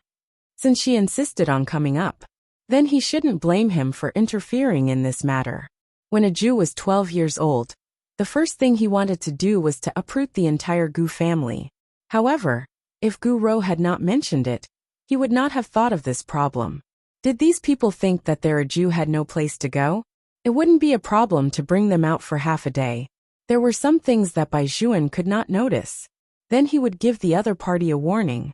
The Bai family was not a Jiz's only place. His little sister would also be liked by other people. Helian Qingchen had always been a black-bellied character, so she directly hung up the phone for a Jew. Then he chuckled and handed his phone to a Jew. "Second brother, I have a phone." A Jew doesn't understand why her second brother gave her another phone. Helian Qingchen rubbed a Jiz's head. "This phone is not for you. I want you to use my phone to call Bai Juan and tell him that you have to go to the house of the person you like to do your homework after school today. You won't be home until later. Someone you like?" A Jew's eyes widened. "Who?" Helian Qingchen pointed at himself and curled his lips into a smile. "Me." A Jew was speechless. "What? Don't you like second brother?" Helian Qingchen's smile became even wider. "It's still not convenient for you to tell him. Then give the phone to second brother after you dial it." A Jew muttered. "It doesn't seem right to say that you like someone." "What's wrong?" Helian Qingchen placed one hand on her sister's shoulder. "My little sister is at the age where she should like someone, right?" A Jew looked at Helian Qingchen seriously. "Woolly Buddha said that you can't break the precept of lust. Any woman is a tigress." Helian Qingchen was speechless. He finally knew why there was that email. It was basically a poison test by the temple. A good child even became enlightened later than others. If you like men, it's not considered breaking the precept of lust. Helian Qingchen pulled her hand and placed it on the phone. Compared to returning to the Bai family now, a Jew naturally wanted to stay with second brother more. Moreover, she had never done homework or eaten with second brother. So very quickly, a Jew dialed the number according to her memory. Bai Juan did not pick up. It was probably because it was an unfamiliar phone number. A Jew used her phone to call again. "Whose phone is vibrating?" In the classroom, Li Hailu took out his phone and looked at it. There was no reaction. He turned around and looked at Bai Juan, who was thinking about something. Bai Juan took out his phone from the desk. He glanced at the caller ID and immediately picked up the call. "Hello, little brother. You don't have to pick me up from school in the afternoon. I'm going to my friend's house to do my homework. I'll go back later." In the end, a Jew didn't say anything about who she liked. Helian Qingchen listened beside her and smiled ambiguously. Bai Juan's fingers paused. "Friend, it's me." Helian Qingchen reached out and took a Jiz's phone over. After hearing the voice on the other side, Bai Juan frowned heavily. The coldness between his lips was on the verge of erupting. "Helian Qingchen, I really didn't expect young Master Bai to remember other people's names." Helian Qingchen smiled as she said, "Don't worry, I won't do anything to a Jew.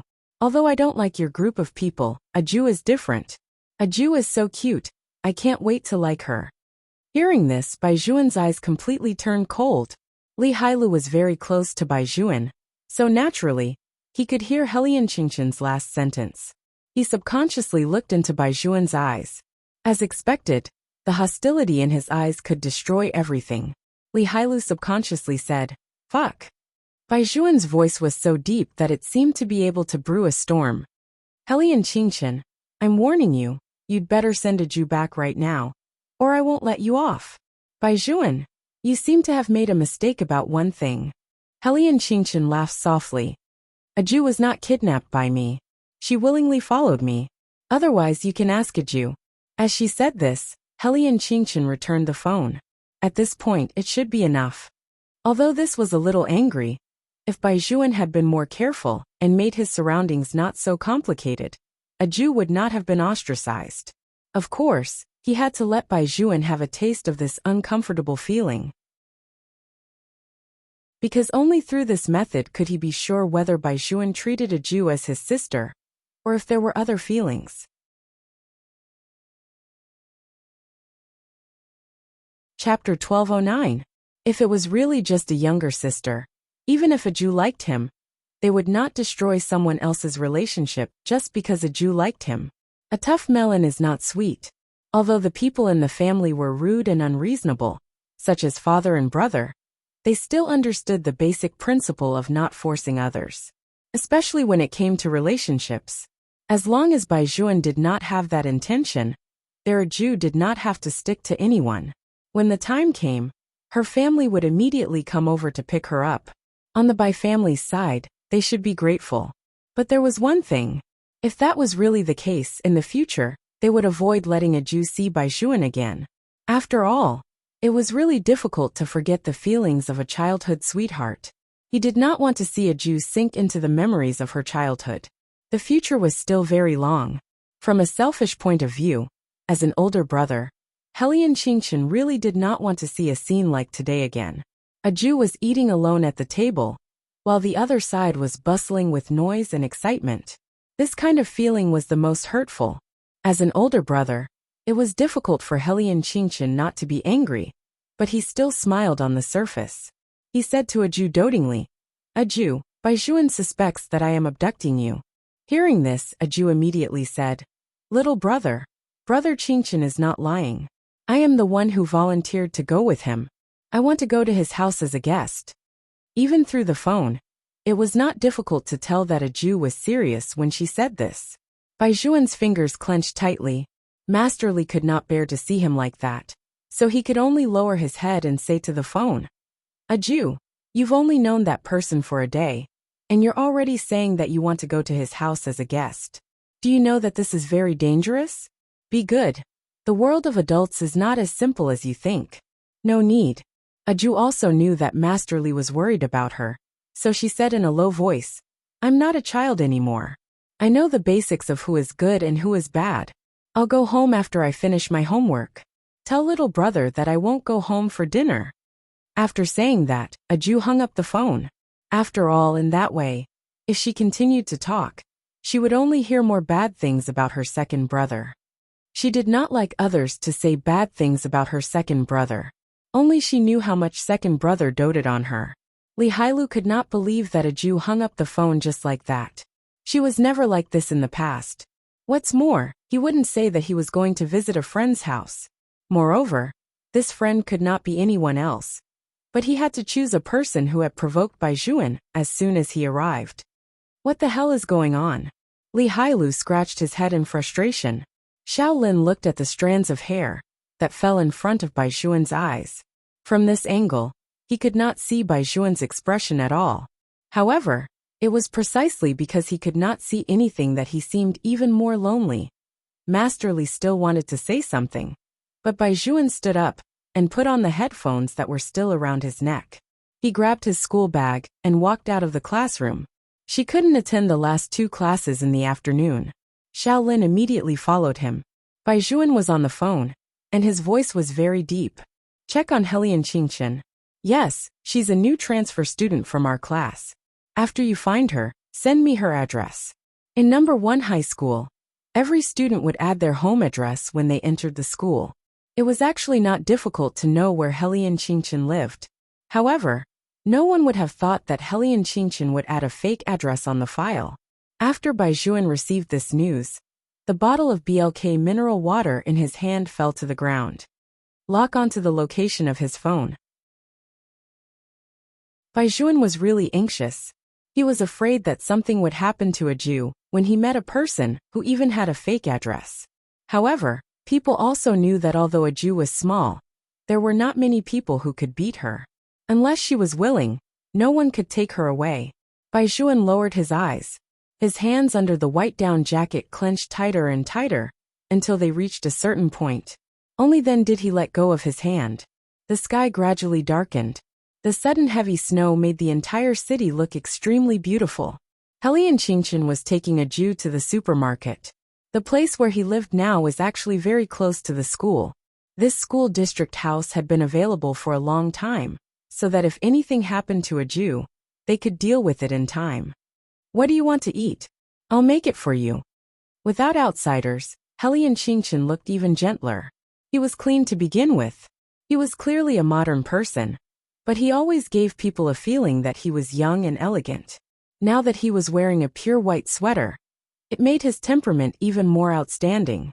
No matter where he went, he would always be a top-notch school hunk. He pushed the shopping cart in the supermarket and let Aju sit inside.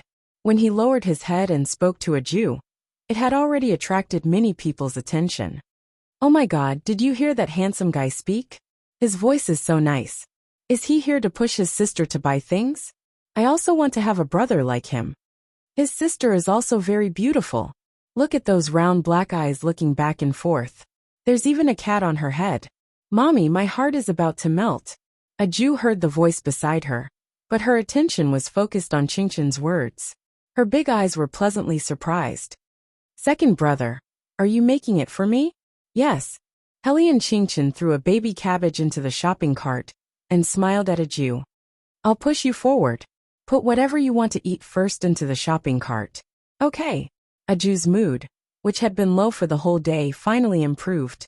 She just sat on the shopping cart. Whatever she pointed at, Helian Qingqin took it.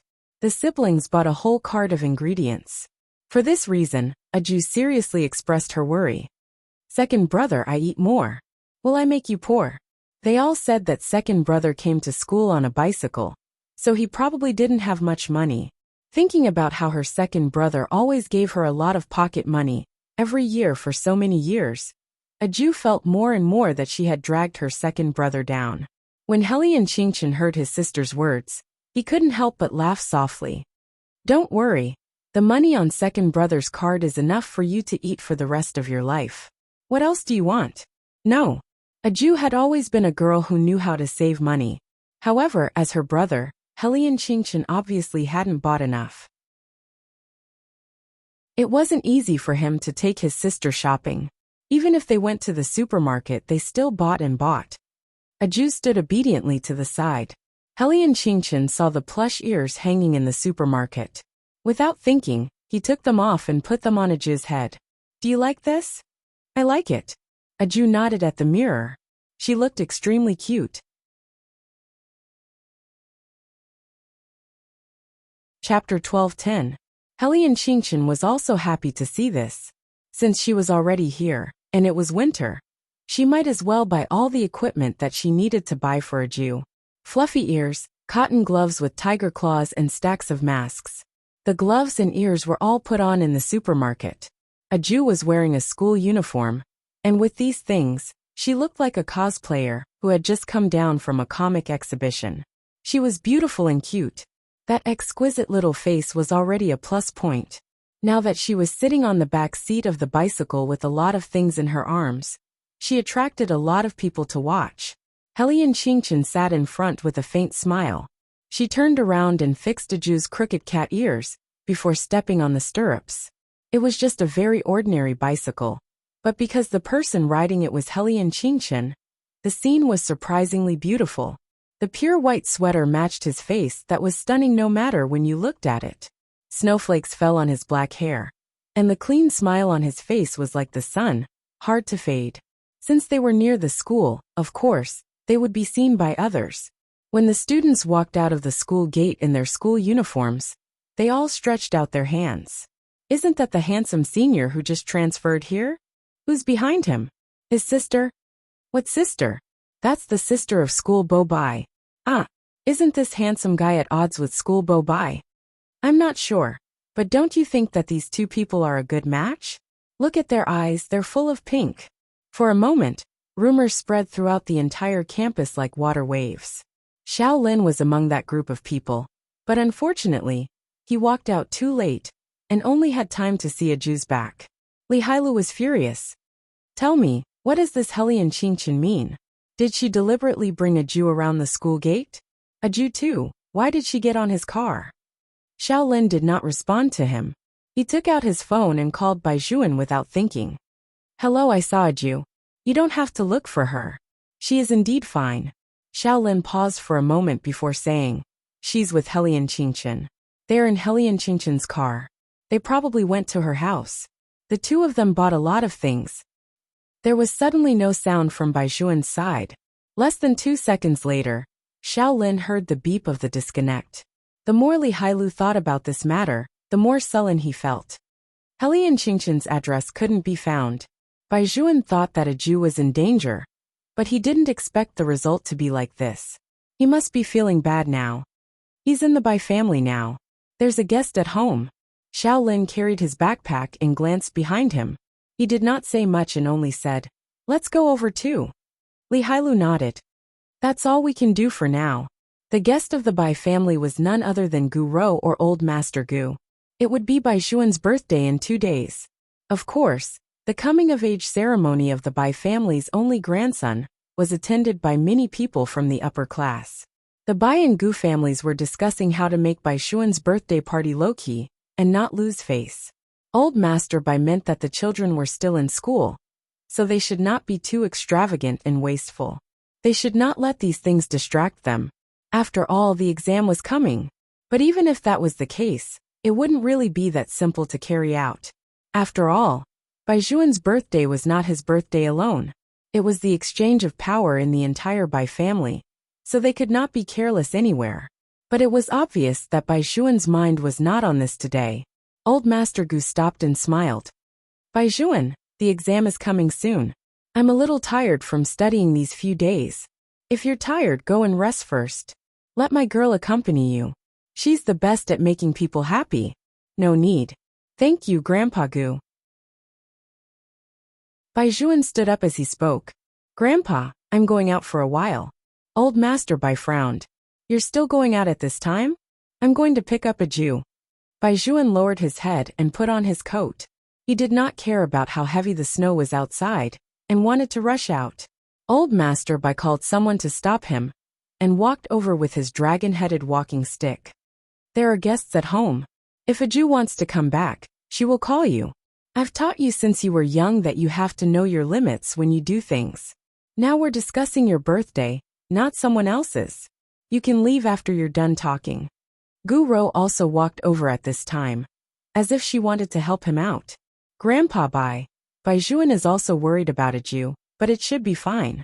I heard that a Jew is with a friend and will come back sooner or later." When Li Hailu and the others pushed open the door and walked in, they heard this sentence. Gu Rou gave him a look, indicating for him to stop Bai Xuan and not make things more complicated. It was not that Li Hailu and Shaolin did not want Bai Xuan to go, but they knew that Bai Xuan was not in the right state. Moreover, where could they find him? The addresses left were all fake, and the phone's GPS could not be set. The strangest thing was that even the tracker on Ajiz's phone had lost its response. A few juniors pulled Bai Xuan and brought him upstairs. Originally, the three of them did not want to bring Gu Rou along. Gu Rou stuck out her tongue helplessly and said, "I have no choice. My grandfather asked me to come up and take a look." With such an excuse, they could not chase him away. Gu Rou was very smart. She did not talk to Bai Xuan. Instead, she asked Li Hailu in a low voice, "Hailu, I heard from my classmates that a Jew followed that transfer student home. Could this be true?" Li Hailu did not say anything. Gu Rou let out a long sigh. "She's too young. She doesn't know that her family will worry about her. When she comes back later, don't scold her. I'm worried that she will have reverse psychology. The more we scold her, the closer she will get to that transfer student." Li Hailu clenched his fists. He really did not understand how things turned out like this. The snow was still falling outside. The wind hit the glass, making a sound again and again. In the clean and bright semi-open kitchen, Helian Qingchen cut the diced eggplant and crushed the tomatoes.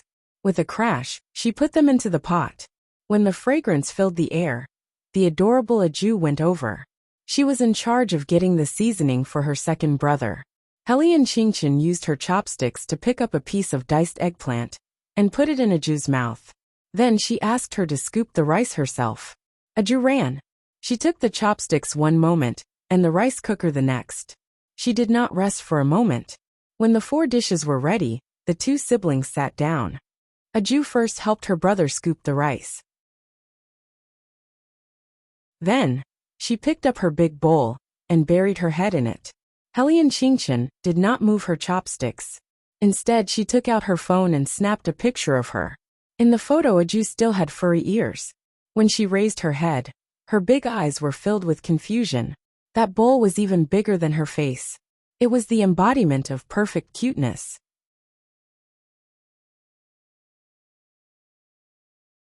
Chapter 12:11. You don't look good. You look like a big foodie. This was Aju's evaluation of herself. During this time, she did not forget to continue feeding herself. Her cheeks were puffed up like a little hamster, and her eating style was very cute. Helian Qingchen smiled and reached out to put his hand behind Aju. He turned the camera to selfie mode, and then with a click, another one was taken. But this time, it was a group photo of the two of them. In the group photo, Aju was like a kitten, narrowing her eyes as she ate. In order to cooperate with her, Helian Qingchen narrowed his left eye handsomely. The black earrings were very eye-catching. In addition, the phone had its own photo special effects. The siblings had 2 cat ears on their heads. It was really very beautiful. Even through the screen, one could see the youthful and sweet aura that was overflowing from it. Taking a selfie with her brother was something that Aju had never done before. Helian Qingchen doted on her. Only Aju could pull his face and make him make a series of funny expressions. All of these were taken on Aju's phone. Therefore, even when she returned to the Bai family, Aju was worried that her phone would disappear. Because her second brother had also said that he could only stay by her side for 7 days. Aju was still happy. She knew that her brothers could not get close to her, and were worried that they would affect her. She was already very satisfied to be able to be together for 7 days. Helian Qingchen stood outside the courtyard and watched Aju enter. He did not ask anyone to forge an identity for him. Even if he entered the Bai family now, it would not be a problem. But it was not the time yet. Aju returned to the Bai family alone. When she pushed open the door of the Bai family, it was very lively inside. It was as if they were having a meal. From afar, she could hear a series of light laughter. Today Aju is not here. I can finally eat meat in the Bai family. As expected of Andy Wong's cooking. It smells good. The thick smell of meat in the living room was indeed very pleasant to others. But for Aju, it was really not easy to accept. She subconsciously took a step back, thinking that if she wanted to eat in the future, she would eat at school or eat with her second brother these few days. In the Bai family, it was nothing in the past. Now, she should feel that it was somewhat inconvenient to be worried about her vegetarian diet. Yes, in the future, she would eat at second brother's place. Since second brother was no longer around, they could eat in the school cafeteria, or eat the crepes sold at the school entrance. The crepes were cheap and delicious. As Aju thought about it, she nodded to herself. She was still holding a pile of things in her arms. Although the smell of meat didn't make her nauseous, she still felt a little conflicted. Recalling the mask that her second brother had bought for her, the child cleverly unwrapped one and put it on her face. Then, she lowered her head and began to change her slippers. Perhaps the people in the living room were too engrossed in their conversation, so no one noticed Aju's return. It was Vice Commander Zhang, who came in to deliver something. When he saw Aju, he was stunned. "Miss, young master has been looking for you. You're finally back." Before Vice Commander Zhang could finish his sentence, Bai Zhuan strode over from the living room. His chest was heaving, and his clear black and white eyes were looking at Aju, who was standing in front of him. Shaolin Li Hailu and Gu Rou walked out as well. Old Master Gu and Old Master Bai were from the older generation. They did not move, and were still drinking tea in the living room. Aju was holding a lot of things in her arms. The gloves, mask, and the pair of cat ears on her head were obviously newly bought. Gu Rou immediately laughed. "Look, you guys are still worried about Aju. It seems that the transfer student treats Aju well. He even bought so many things for Aju." Aju ignored her. She only raised her eyes and said to Bai Zhuan, "I'm going upstairs." She carried her things and walked towards the stairs. The little white cat followed behind her obediently. Bai Zhuan's clenched hands loosened and loosened.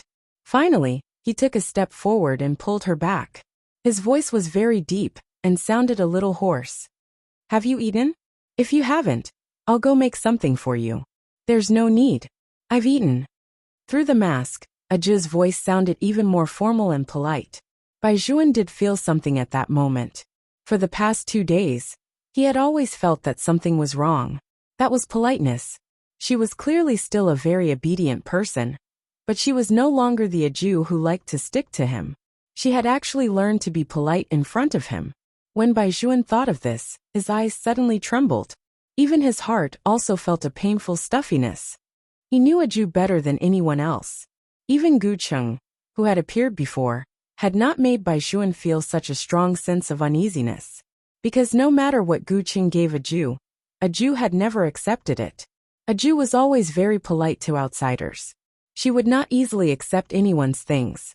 Other than these brothers who had grown up with her, she would return whatever others gave her even if she accepted it.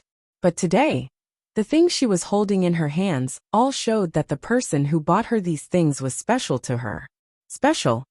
As long as he thought of these 3 words, Bai Xuan felt as if even breathing had become 100 times more uncomfortable. In the end, old Master Bai was still worried. He walked over and picked Aju up with a smile before saying, "Why is little Aju so cute today? You even bought a pair of cat ears?" "It was Brother Qingchen who bought it for me." Aju was really the best in everything. She immediately took out her phone and showed it to old Master Bai. "Grandpa Bai, look at this. This is Brother Qingchen. Isn't he very good looking?" Aju definitely took after her big brother Bailey Shangxia. To put it simply, Bailey Shangxia was a maniac who showed off his brother, and Aju was a maniac who showed off her brother. In short, both the brother and sister were showing off Helian Qingchen.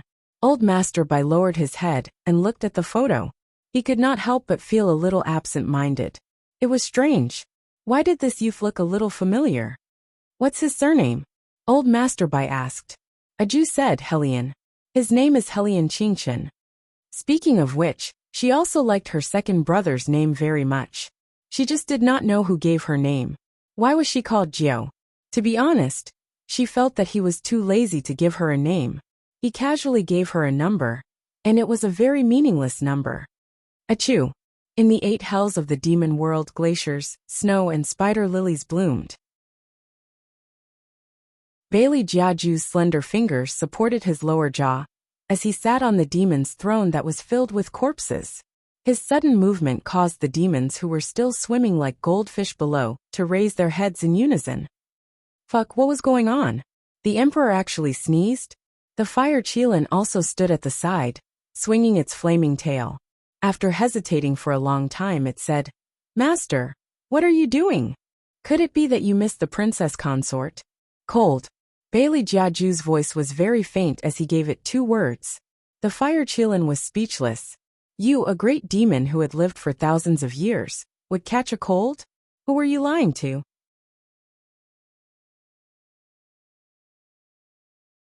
Chapter 12:12. Why? Is it strange that I caught a cold? Baligaju stood up.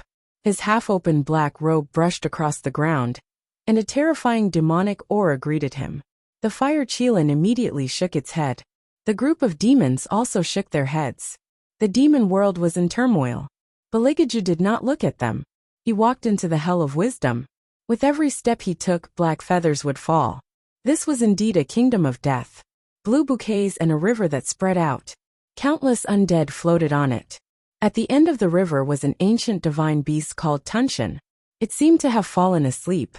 It just lay by the river and lowered its tail into the river. Everything in the demon world seemed to be not to be trifled with.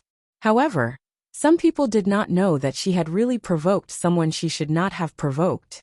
3,000 feet above, the world was noisy. In the Bai family's hall, Aju was still looking at her phone with old Master Bai. Bai Xuan and the others were standing at the side. Of course, they also saw the group photo inside. In the photo, Aju was being held in Helian Qingchen's arms. Both of them had special effects. There was a red dot on their noses, 3 beards on their faces, and a pair of pink and white ears on their heads. They looked like 2 cats. Not only would Helian Qingchen's appearance in the photo not diminish his temperament, but it would also make him appear more agile and handsome. Even Gu Rou could not help but chuckle and say, "This transfer student is really good looking." Bai Xuan clenched his hands tightly and looked at Aju, who treated the photo in the phone as a treasure. He did not say anything. Old Master Bai patted Aju's head. "If Aju is not sleepy, don't go up first. We are talking about your little brother's birthday party. You should also listen. When someone comes, Grandpa Bai is afraid that he won't be able to take care of you." Aju nodded and sat down at the side. She was still wearing a mask, but she looked obedient. In fact, Aju had always been sensible. This was not because of her personality, but because of her upbringing since she was young. As long as the guest didn't choke her, she wouldn't embarrass him. Even if she didn't like this person, she understood that this was the Bai family after all. The Bai family wanted to befriend someone, so she couldn't ruin their relationship just because she didn't like him. Old Master Bai thought that since Aju had returned, that brat's heart should be able to settle down. He took advantage of the time to talk about some details of the birthday banquet. Aju listened attentively. In the middle, there would be a segment where the little brothers and friends gathered to play. They were all young men and women between the ages of 17, 18, and 20. It should not be appropriate for her to go. Old Master Gu was still discussing with Old Master Bai, and felt that this plan was not bad. Aju didn't say anything either.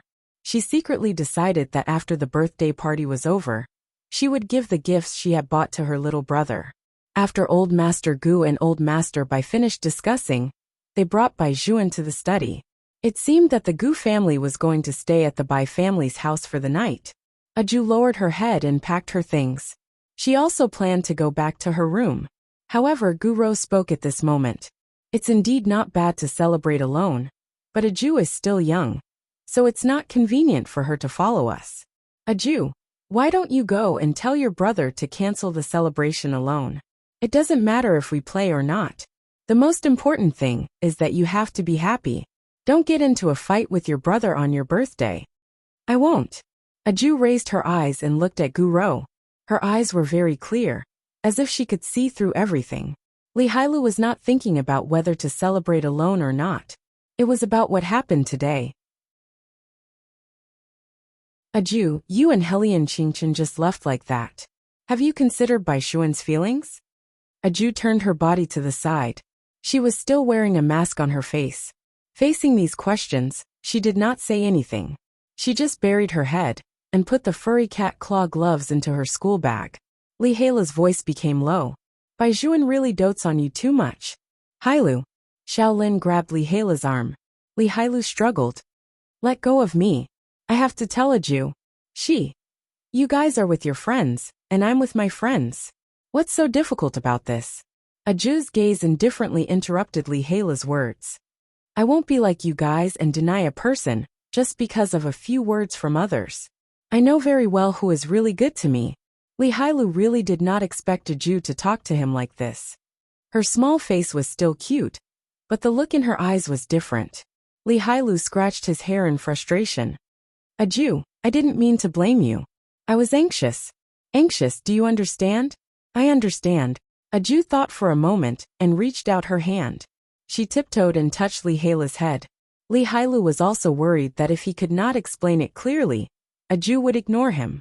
He loved Aju very much.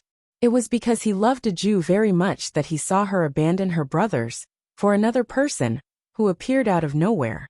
That was why Li Hailu was so angry. However, he did not know that the key problem was not this. All right, since the misunderstanding has been resolved, everyone shouldn't be so distressed. Guro smiled faintly at the side. Let's talk about the birthday party. When the time comes, there will be a lot of people. Originally, it was best to do a Western-style buffet, but there will be meat in every dish. If Aju really can't eat meat here, I'll tell Grandpa Bai, and we'll change it to something else. How about it? Although Western-style food was very high-class, Aju could not eat it. There was nothing she could do. Aju turned her head and looked at the person in front of her, who was smiling brightly. She had told herself many times that she had to get along well with her little brother's girlfriend. After all, her little brother could not be her little brother alone. Although it was very uncomfortable to say such things, so much so that she would still feel a little sad at night. But since her little brother had chosen this person, she would give them at least some respect. But it was obvious that this person did not need her respect. However, she also knew very well that some people could not always accommodate her. When she first entered the door, she learned that they all wanted to eat meat. Aju did not understand. She had never forced anyone to eat vegetarian with her. Why did Guro say that everyone was taking care of her as long as she was happy? It sounded like she was being unreasonable. Don't worry about me. Aju put her backpack on her shoulder. You can do whatever you want at the birthday party. After saying that, she did not stop and went straight upstairs.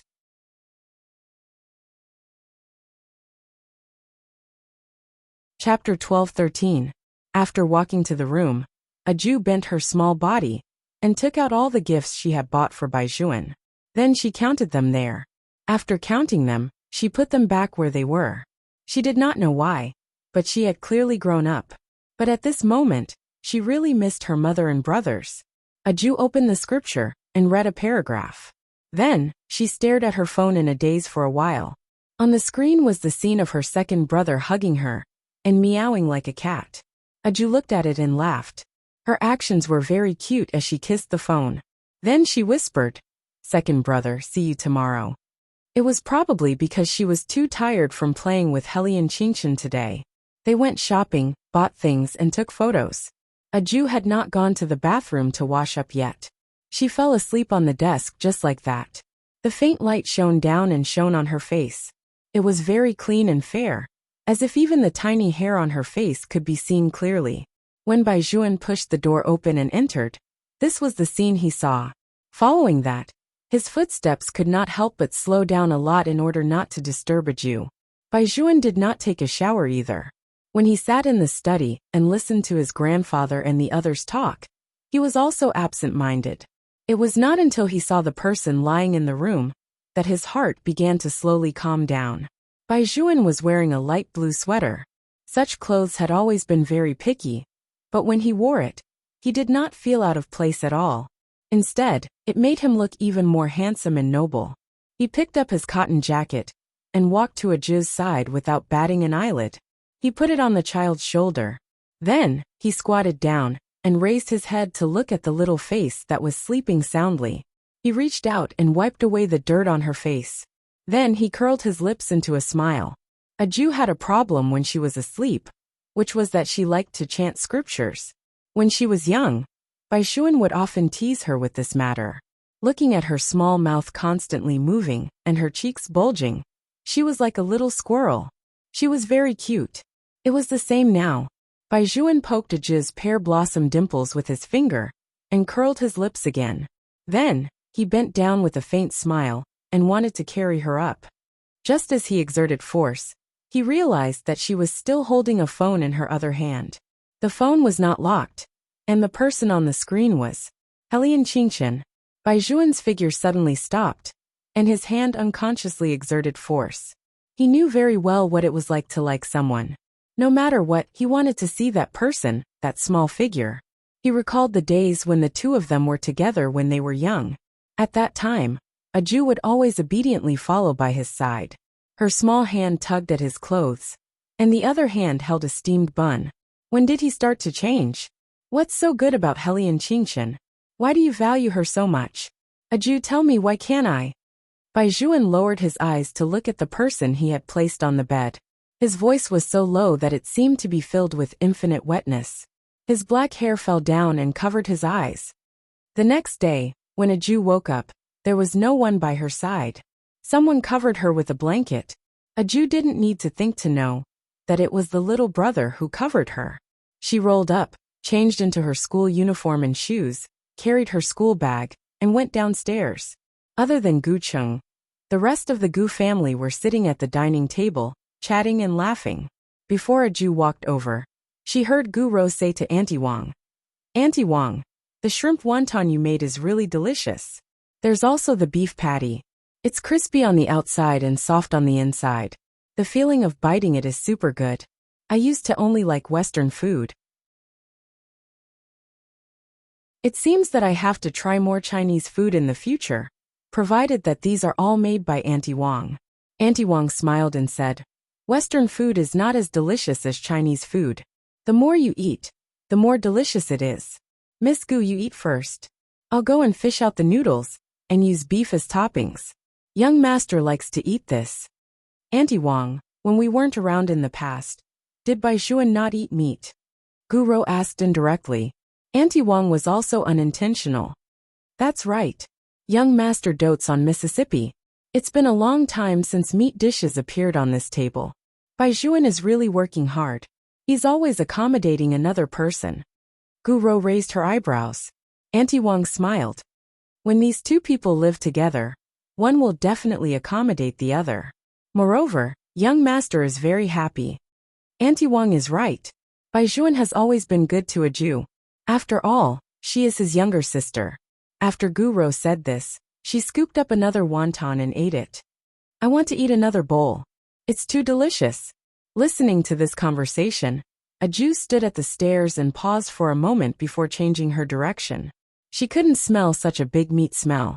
She might as well go to the school gate for breakfast. She wore cat ears on her head and cat claw gloves on her hands. Ajiz's outfit was undoubtedly very eye-catching. In addition, there was a white cat lying on her shoulder. In the morning, the vicinity of the school was especially lively. There was a lot of food to eat, and the line was like a street. Aju looked at this, asked for a little, looked at that, and asked for a little more.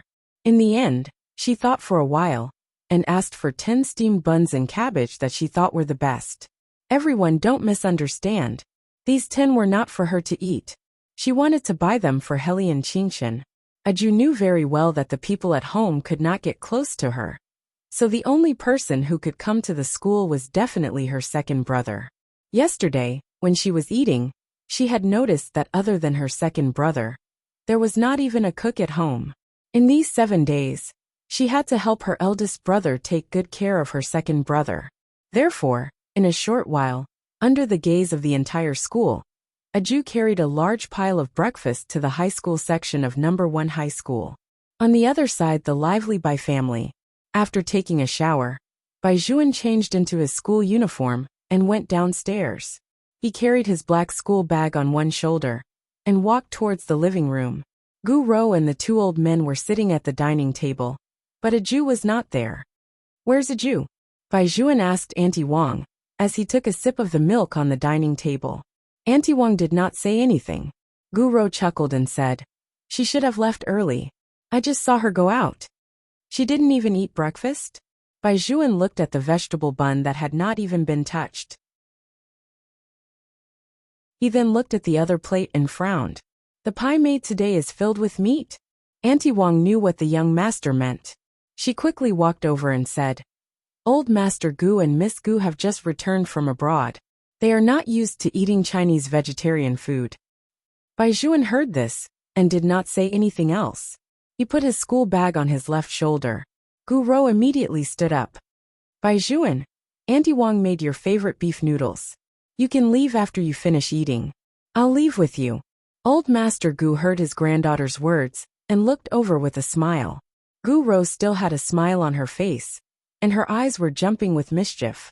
She knew that with her grandfather watching by the side, Bai Juan would not reject her.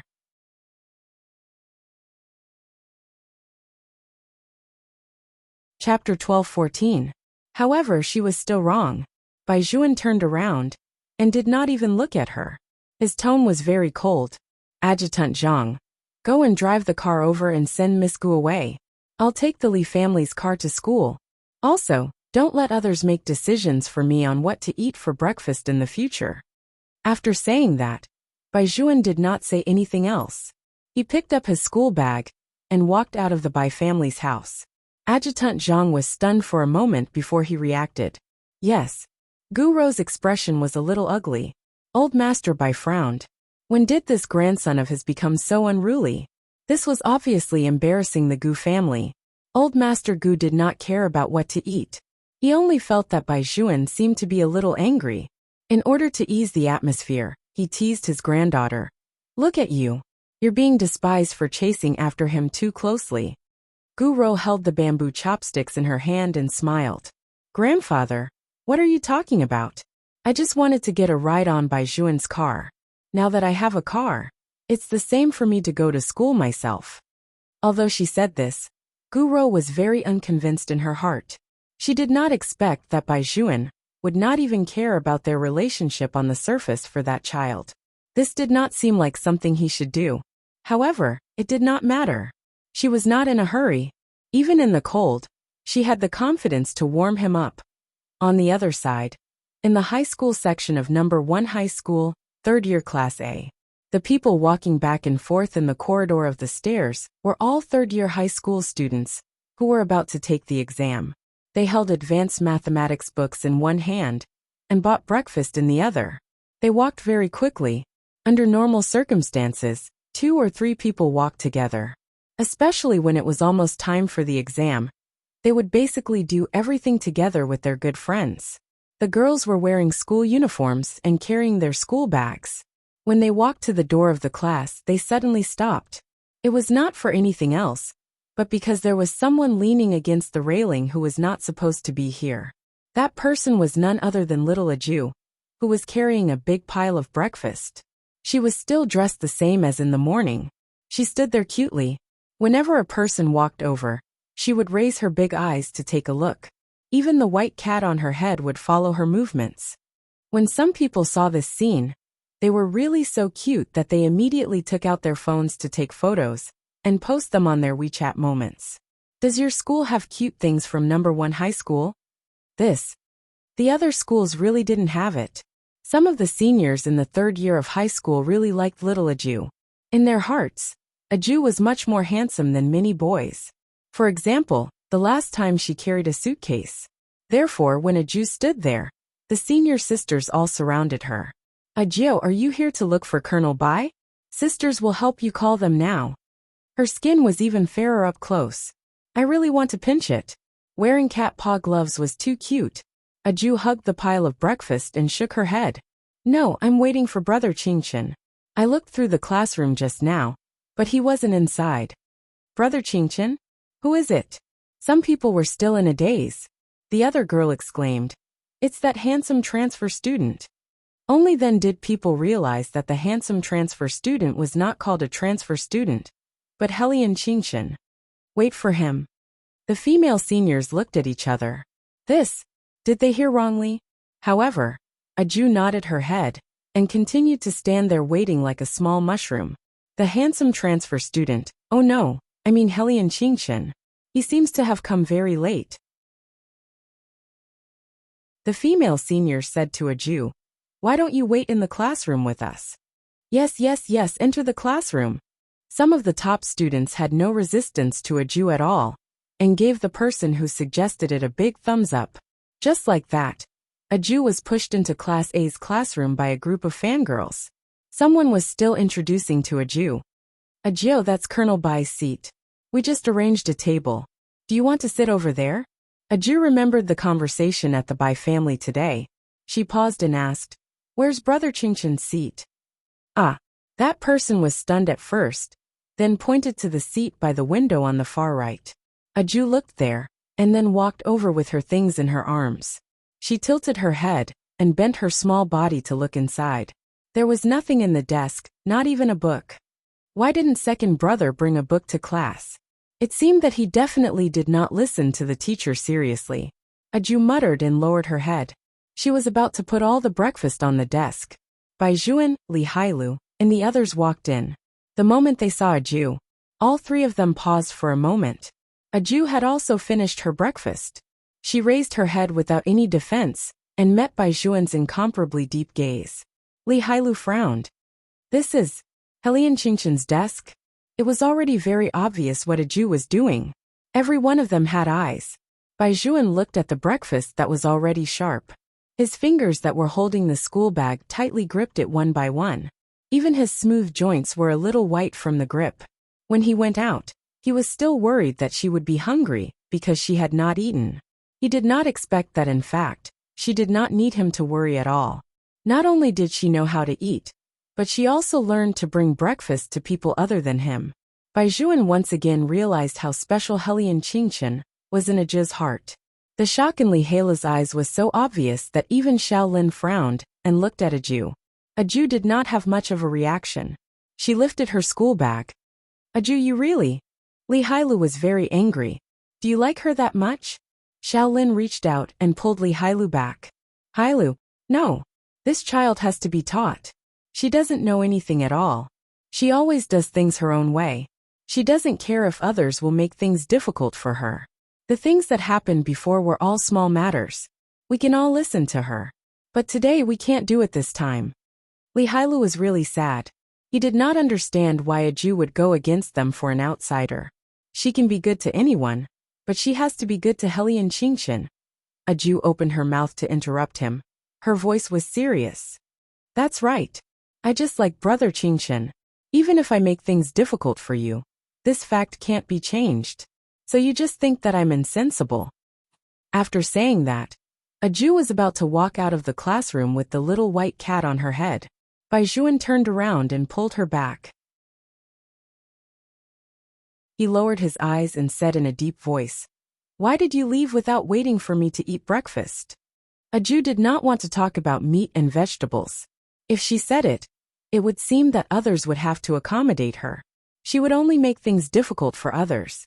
However, she did not want to lie, so she shook her head.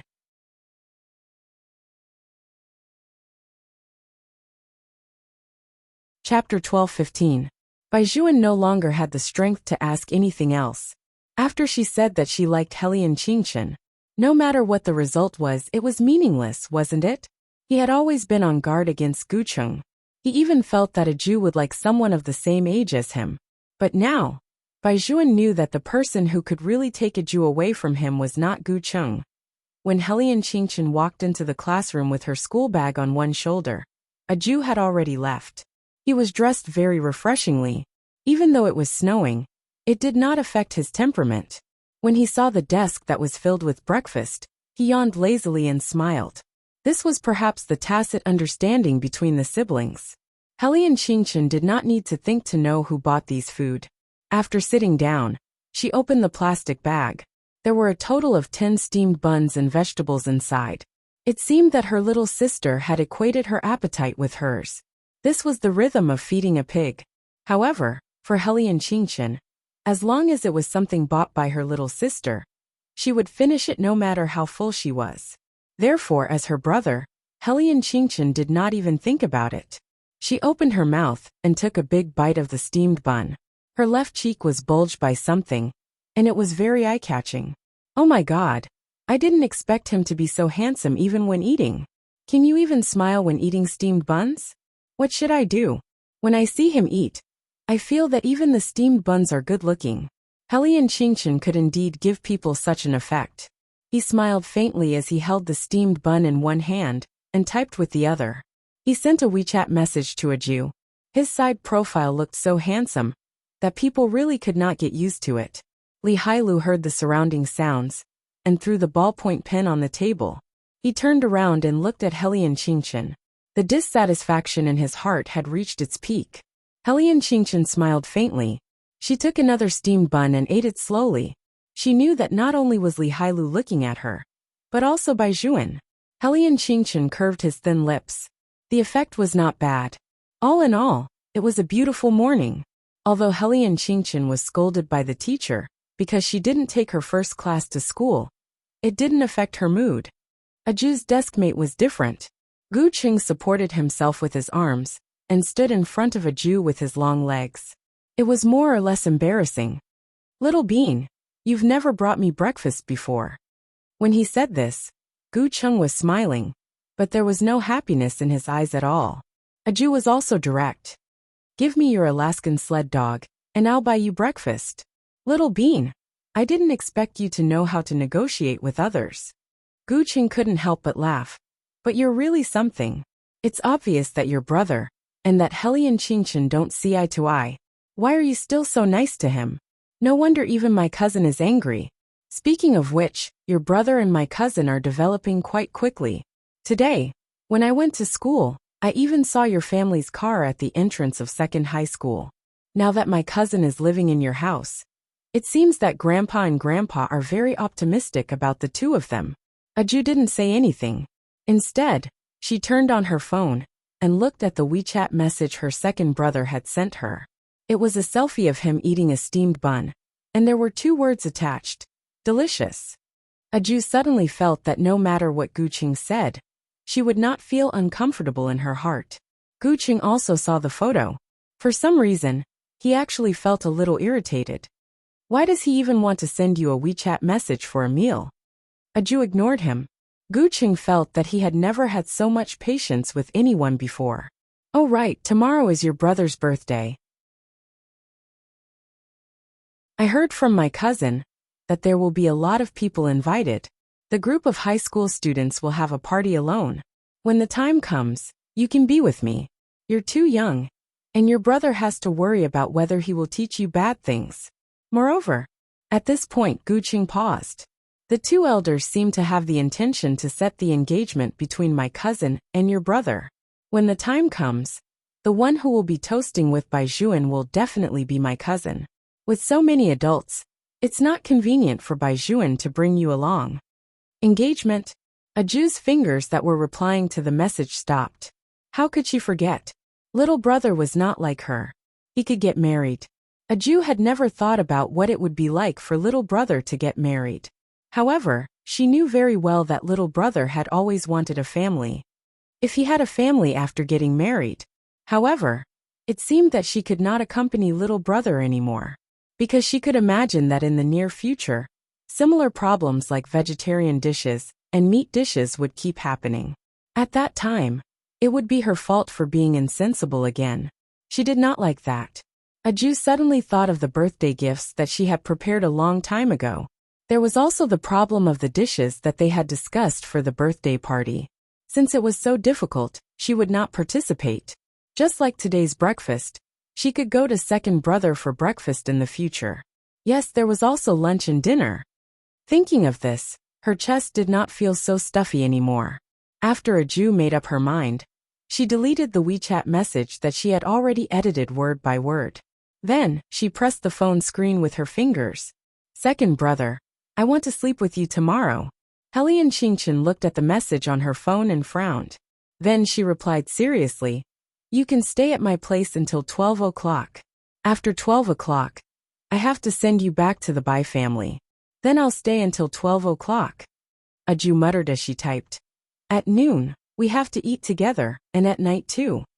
Helian Qingchen smiled and replied with 3 words, of course. Aju was happy, and began to think about what to eat for lunch. Ordinary people could not outrun Aju. As long as Aju ate in school, she would always be the first to appear at the selection window. It was the same today. The teacher in the 3rd year of high school was still emphasizing the key points to remember today, and the range of questions that would be tested in the college entrance examination over the years. The students in the middle school had already walked out of the classroom quickly. Everyone's common goal was the cafeteria. There were also people who ate outside the school, and there were also people who ordered takeout, but most people still chose to eat in school. After all, the food in number 1 high school was famous in the education world.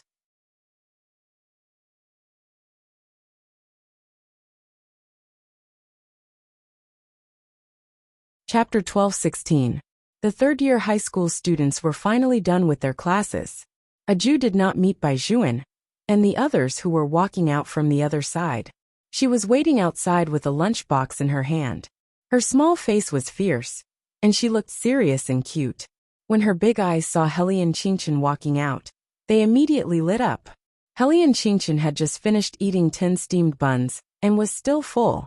However, when she saw that her sister was very happy, her originally good-looking face revealed a bright smile that could almost make people's hearts beat faster.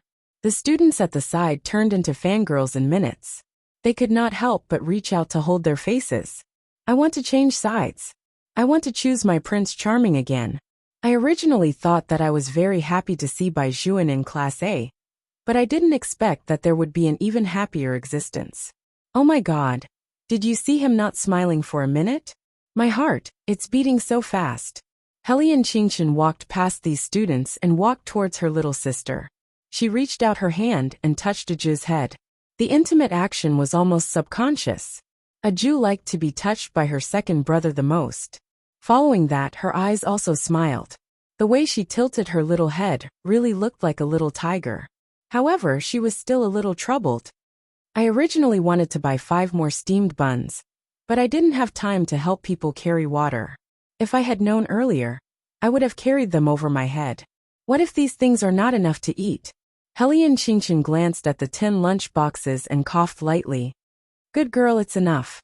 Really? Aju raised her head and said very seriously, Second brother, you don't have to save money for me. I've kept the pocket money you've given me all these years. I can buy more. Helian Qingshan immediately said, It's really enough. I'm definitely not saving money. He knew that his family members always had a special appetite when they were growing up. Almost every time his brother saw someone, he wanted to tear them apart and eat them. This was a problem since he was young. He was still considered normal. It was only when he was in junior high school that he started to act up. Speaking of which, Aju also took after her brother in this aspect. Although one ate people and was purely carnivorous, the other ate grains and was purely vegetarian. But they could eat so much. Indeed, he didn't have enough money to raise them. This time, Helian Qingshan had another motivation to earn money. In the future, she would have to accept more missions. Otherwise, how would she be able to support her brother and sister? Aju did not know what her second brother was thinking. Her eyes were still searching for where to go for lunch. Helian Qingshan had already reached out to take the lunchbox she was holding and took her into the classroom. He was a new transfer and didn't have a deskmate. At this time, most of the students had gone to the cafeteria. Of course, some people would bring food to the classroom to eat. After all, it would not affect others. Aju followed her second brother and sat down. The cat's tail wagged above her head. She opened the lid of the lunchbox for the little white cat. After dividing half of the rice in dishes, she fed herself a mouthful of rice and ate it. Helian Qingshan looked at her from the side and rolled up her sleeves with a smile. Just like when he was young, his older brother would roll up his sleeves for him. The girl who brought food back from the classroom held back for a long time. In the end, she secretly took a picture and posted it on her WeChat Moments. Heavens, how can it be so sweet? Soon, this WeChat Moments received a lot of reposts and comments. When Li Hailu saw this WeChat Moments, he was about to buy something with Baijuan and go back to the classroom to eat. He immediately changed his mind. How about this? Since there's still a lot of time, let's eat outside the school? I don't want to move. Baijuan had already walked to the window. Shaolin also saw that WeChat Moments and immediately pulled him back. How about we go to that popular steamed bun shop? How can you bring it back for Aju if you just order it? Other than rice, Aju's favorite thing to eat was hot steamed buns. It was obvious that Baijuan was moved by Shaolin's words. He retracted his long legs and said, Let's go. Shaolin and Li Hailu looked at each other. As expected, only mentioning Aju would change Master Bai's mind. The steamed buns at the entrance of the school were indeed delicious. The noodles used by the couple were very particular. They never added other messy things. They were all pinched and steamed. The skin was thin and the filling was big. It was very cold outside the school. At this time there was definitely a queue. Baijuan stood quietly in the middle of the crowd in his school uniform. He waited for half an hour for a few steamed buns. Li Hailu shook his head at the side. This is really not like Master Bai, who cherishes time like his life. One had to know that Baijuan had always been a very well-planned person since he was young. He did what he should do. His self-discipline had always been very good. For him, it was probably only at this time that he would waste his time waiting in line.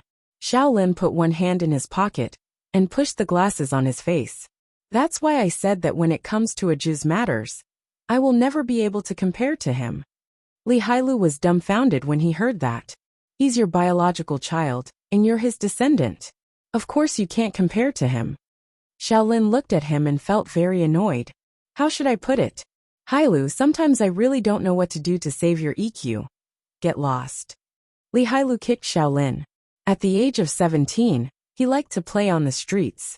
It was as if only in this way could he experience the purest kind of youth. It was still snowing outside the school. When Baijuan bought the steamed buns, his black hair was stained with snow. However, he looked especially good-looking, especially after he took off his mask. The smile on his face made the girls in the queue blush. The students of number 1 high school all knew that Baijuan especially liked to wear masks in winter. It was just that with his long legs and narrow waist, his temperament was outstanding. These ordinary things became bonus points when they were worn by Baijuan. Many people would feel their hearts thump because of his pair of pitch-black eyes. Baijuan really had an appearance that could attract bees and butterflies. Even if he was wearing a pure black mask, it would not damage this kind of aura. Instead, it gave off a very cool feeling. Gu-ro, why aren't you leaving? A girl bumped into Gu-ro.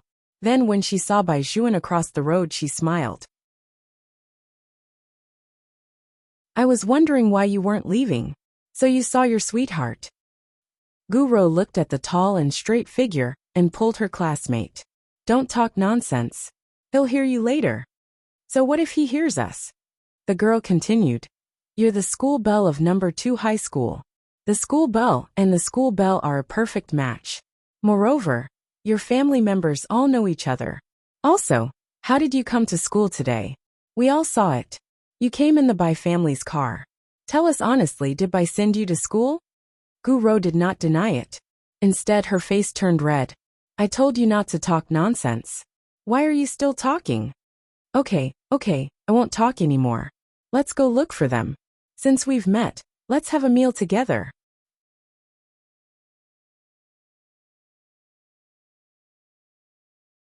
Chapter 12:17. If it was any other time, Gu-ro would definitely agree. But this was where she was smart. She knew when to stop. This was also why Gu-ro avoided Bai Juan when she said some things, because she knew that this person could not be provoked. Fortunately, Gu Qing did not know anything. He thought that she and Bai Juan were really together and helped her by the side. But at the same time, Gu-ro knew very well that if she went overboard with some things, the gains would not make up for the losses. What's there to eat? Avoid them. Let's shop for a while more. You guys also accompany me to pick out a gift. I'm going to give it to you tomorrow. I was wondering why you dragged us out to shop today. It turns out that you want to buy a birthday gift for Bai Juan. You're buying it so secretly because you want to give Bai Juan a surprise? Gu-ro smiled and said, Of course, birthday gifts have to be more mysterious. Gu-ro, bring us to Bai Juan's birthday party. Xiao Qing is Heila's girlfriend anyway. Bai Juan shouldn't mind. Gu-ro patted her hand. I'll definitely invite you guys. For this, we've even arranged a small party alone. When the time comes, we can have fun together. Us? The girl laughed. Gu-ro, could it be that you and school Bai did this birthday together? Gu-ro pushed her.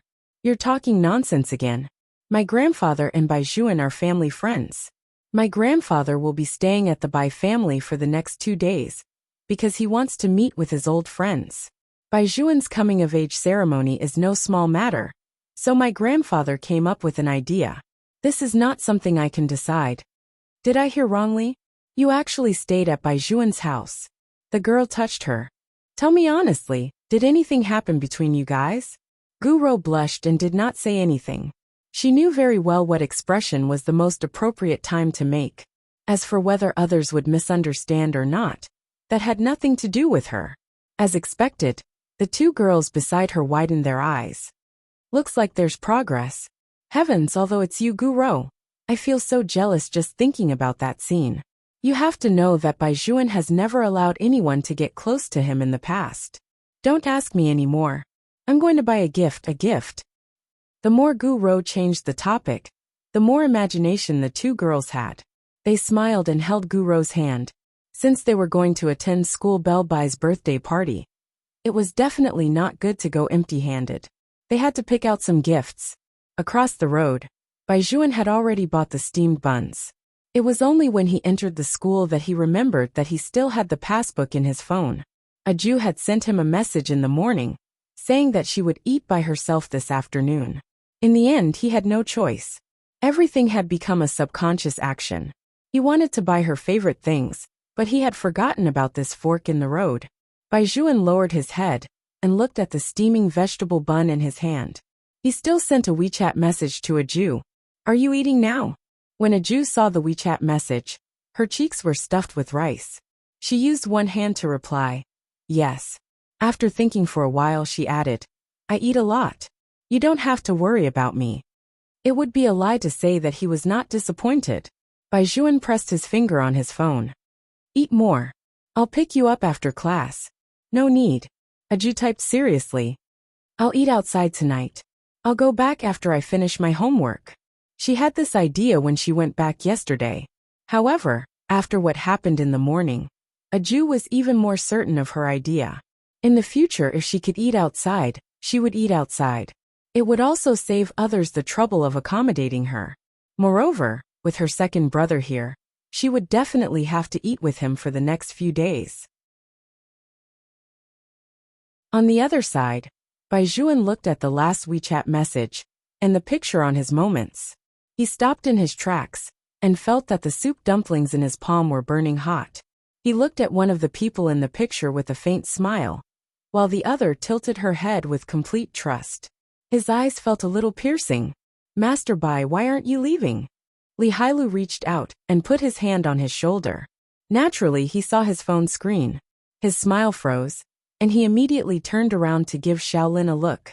Before Xiaolin could say anything, Baijuan put all the soup dumplings in his hands into their arms. "Throw them away or eat them. It's up to you." "Hey Baijuan." Li Hailu did not call him back no matter how hard he tried. He lowered his eyes and looked at the steaming buns. He knew that Baijuan was feeling bad. After waiting in line for more than 20 minutes, this was the result. "Why did you have to be like this?" Li Hailu said dejectedly. "What should we do now?" "Eat." Xiaolin's eyes also darkened. He was more or less worried about Baijuan. This was because even he could feel that Aju treated Helian Qingchen differently. Not to mention Baijuan, who was the most familiar with Aju. He had once thought about what would happen if Aju fell in love with someone else in the end. He knew Baijuan better than anyone else. Baijuan could not bear it at all. To Baijuan, Aju was not only the person he liked, but also the person who had been by his side since he was young. The more reluctant he was to part with such a relationship, the more worried he would be about losing it. However, if he was really about to lose it, he really did not dare to imagine what Baijuan would do. The snowflakes on the field fell one by one. After leaving the school, Baijuan did not go home. Instead, he went to the dojo where Aju often went to practice martial arts. He stood there for an entire afternoon. When he returned to the Bai family, his black hair was covered in snow, and even his eyelashes were the same. Old Master Gu and Old Master Bai were playing chess in the living room. When they saw him like this, they were both stunned. "Baijuan, what's wrong with you?" "Nothing." Baijuan held his school bag with one hand. His head was slightly lowered, and his black hair covered his face. Indeed, no one could see his expression clearly. Old Master Bai felt that something was not right. But his grandson was old after all, so he did not know what the problem was. When Gu Rou heard this news, she begged Auntie Wang to teach her how to make ginger soup, so that she could serve it to Baijuan. When Aju returned, she saw Gu Rou standing at the door of the room. She paused for a moment and walked to the guest room with the white cat on her head. Aju thought that tomorrow was her little brother's birthday. Even if she did not appear, she still had to deliver the gift. There was a message from Gu Cheng on her phone. He asked Aju to promise to buy him breakfast, and he would give the Alaskan sled dog to Aju. Anyway, it was just a matter of breakfast, so Aju immediately agreed. The next day at dawn, Aju packed her things and left the room. When she left, the servants had already started to set up the venue.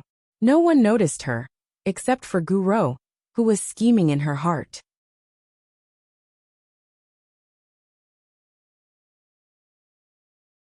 Chapter 12:18.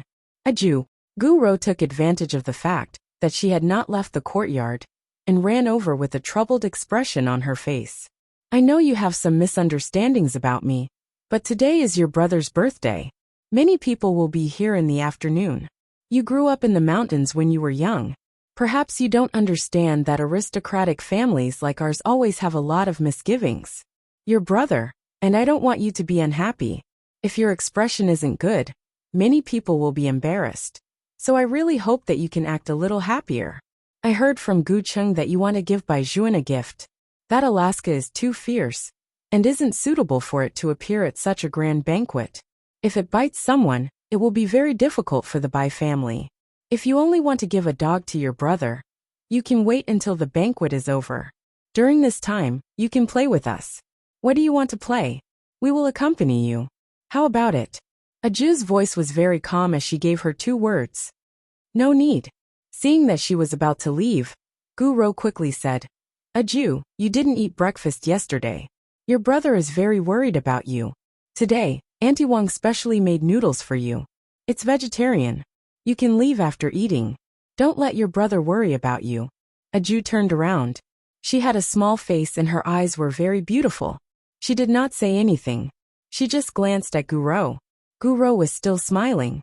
You can't always do whatever you want just because you're a younger sister. You should know how important today's coming-of-age ceremony is to Baijuan. Aju, although you're still young, there's something I want to tell you. Not everyone is worthy of the Bai family. Compared to a dog, what Baishuan wants more is endless power. And this can only be given by the Gu family. Hearing this, Aju finally opened her mouth. Her tone was very calm. I'm also very rich. Haha. Gu Ro laughed when she heard this. And there was another meaning in her words. Aju, you're really naive and cute. In the future, you'll know what I mean by power. At your age and status now, you really won't understand. Aju didn't care what Gu Ro thought. Baijuan liked dogs. She knew it better than anyone else. Going to school was to hold Alaska's hand. Gu Qing kept his promise. He didn't wear a school uniform. He wore a black leather jacket on his upper body and held the Alaskan Malamute with one hand. He always felt that it was difficult to control it. On the other hand, the big dog became much more obedient after seeing Aju. It really did not know who was the master. Little Bean, where's my breakfast? Aju saw that Gu Qing was holding a big dog that he couldn't control and felt that it was difficult for him. She immediately took out the big steamed buns that she had bought from her school bag. Here, Gu Qing looked at the 10 steamed buns in front of him and was immediately dumbfounded. You want me to eat this? I always eat steamed buns for breakfast. After saying that, Aju added, the steamed buns in this shop are very delicious. There are vegetables inside. Gu Qing didn't believe it. Did you also buy steamed buns for Heli and Qingchen? Yes. Aju nodded. Gu Qing said, you bought 10? Okay. Aju looked at the big dog and waved at it. Gu Qing gripped the dog leash in his hand tightly. Heli and Qingchen has finished eating? What's his stomach made of? 10 steamed buns, who is going to be stuffed to death. Aju said with a small face. I've sent you breakfast. Are you going to give me the big dog or not? 10 steamed buns for an Alaskan dog. I can't believe I would do such a losing deal. Gu Qing really felt that he was crazy. There must be something wrong with my brain. But for your own good, you'd better not send this dog to your brother's birthday party. It will be very troublesome if it bites someone. You can send it in advance or after the party. It's up to you. I'm going to your house first. Everyone will be very busy today. Take care of yourself. Aju nodded. She didn't tell him that she didn't plan to go to the birthday party at all. She was going to follow her second brother today. Gu Qing saw that she only nodded and felt extremely helpless. If his grandfather saw this, he would definitely laugh at him. Ever since he was born, he had never been so kind to anyone. Little Bean, don't you have anything to say? Gu Qing raised his eyebrows. He looked very handsome. Aju brought the Alaskan dog over, touched the big dog's head, and said to Gu Qing, I'll give you the money tomorrow. Do I lack money? After Gu Qing finished speaking, in order to avoid being angered by her, he had to change the topic. Watch the dog. I'm leaving. Aju nodded. Gu Qing was about to leave when he saw a bicycle in front of him. There was a person sitting on the bicycle. He supported the bicycle with one leg and had a faint smile on his face. This was Heli and Qingchen. Gu Qing hesitantly stopped his footsteps.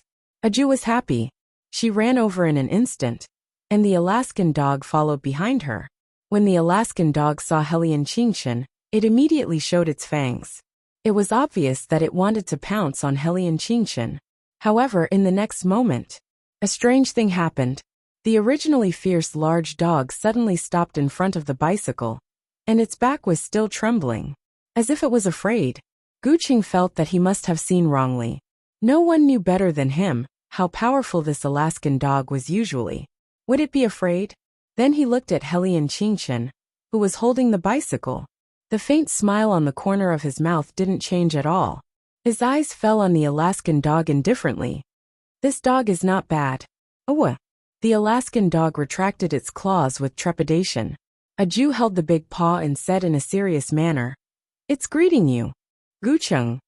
Is there such a way to greet someone? Want to tear the other party apart?" He thought that only a Jew would think so in the whole world. Unexpectedly, the person who was attacked actually smiled and reached out his hand to hold the Alaskan dog's paw. "Hi, hello." Gucheng swore that he really saw his beloved dog trembling, even though that beloved dog had already been sent out by him. But wasn't this too unusual? This is. Helian Qingchen seemed to have just noticed him. A Jew introduced, "Gucheng, my desk mate. Also surname Gu?" Helian Qingchen continued to smile. "That's a really good surname." Gucheng looked into his eyes and found that there was no warmth in those eyes. He thought of that day in the cafeteria. It was this person who had a conflict with his cousin and the others. Gucheng wasn't present at that time. Later he heard the whole story. This person used such a method to get close to a Jew. It was really unpleasant to see this. He walked towards Helian Qingchen with one hand in his pocket. When he brushed past her, he said in a low voice, "That's why I said don't provoke the one surnamed Gu. You can't afford to." You're tuning in to the Li Mei's Wuxia Whispers YouTube channel. We're so grateful for your support. And don't forget to subscribe to join us on this incredible journey through captivating stories. Your generosity through donations truly makes a world of difference, as it's the primary source of revenue that allows me to expand and enhance this channel for you. Thank you from the bottom of my heart for being a part of this adventure.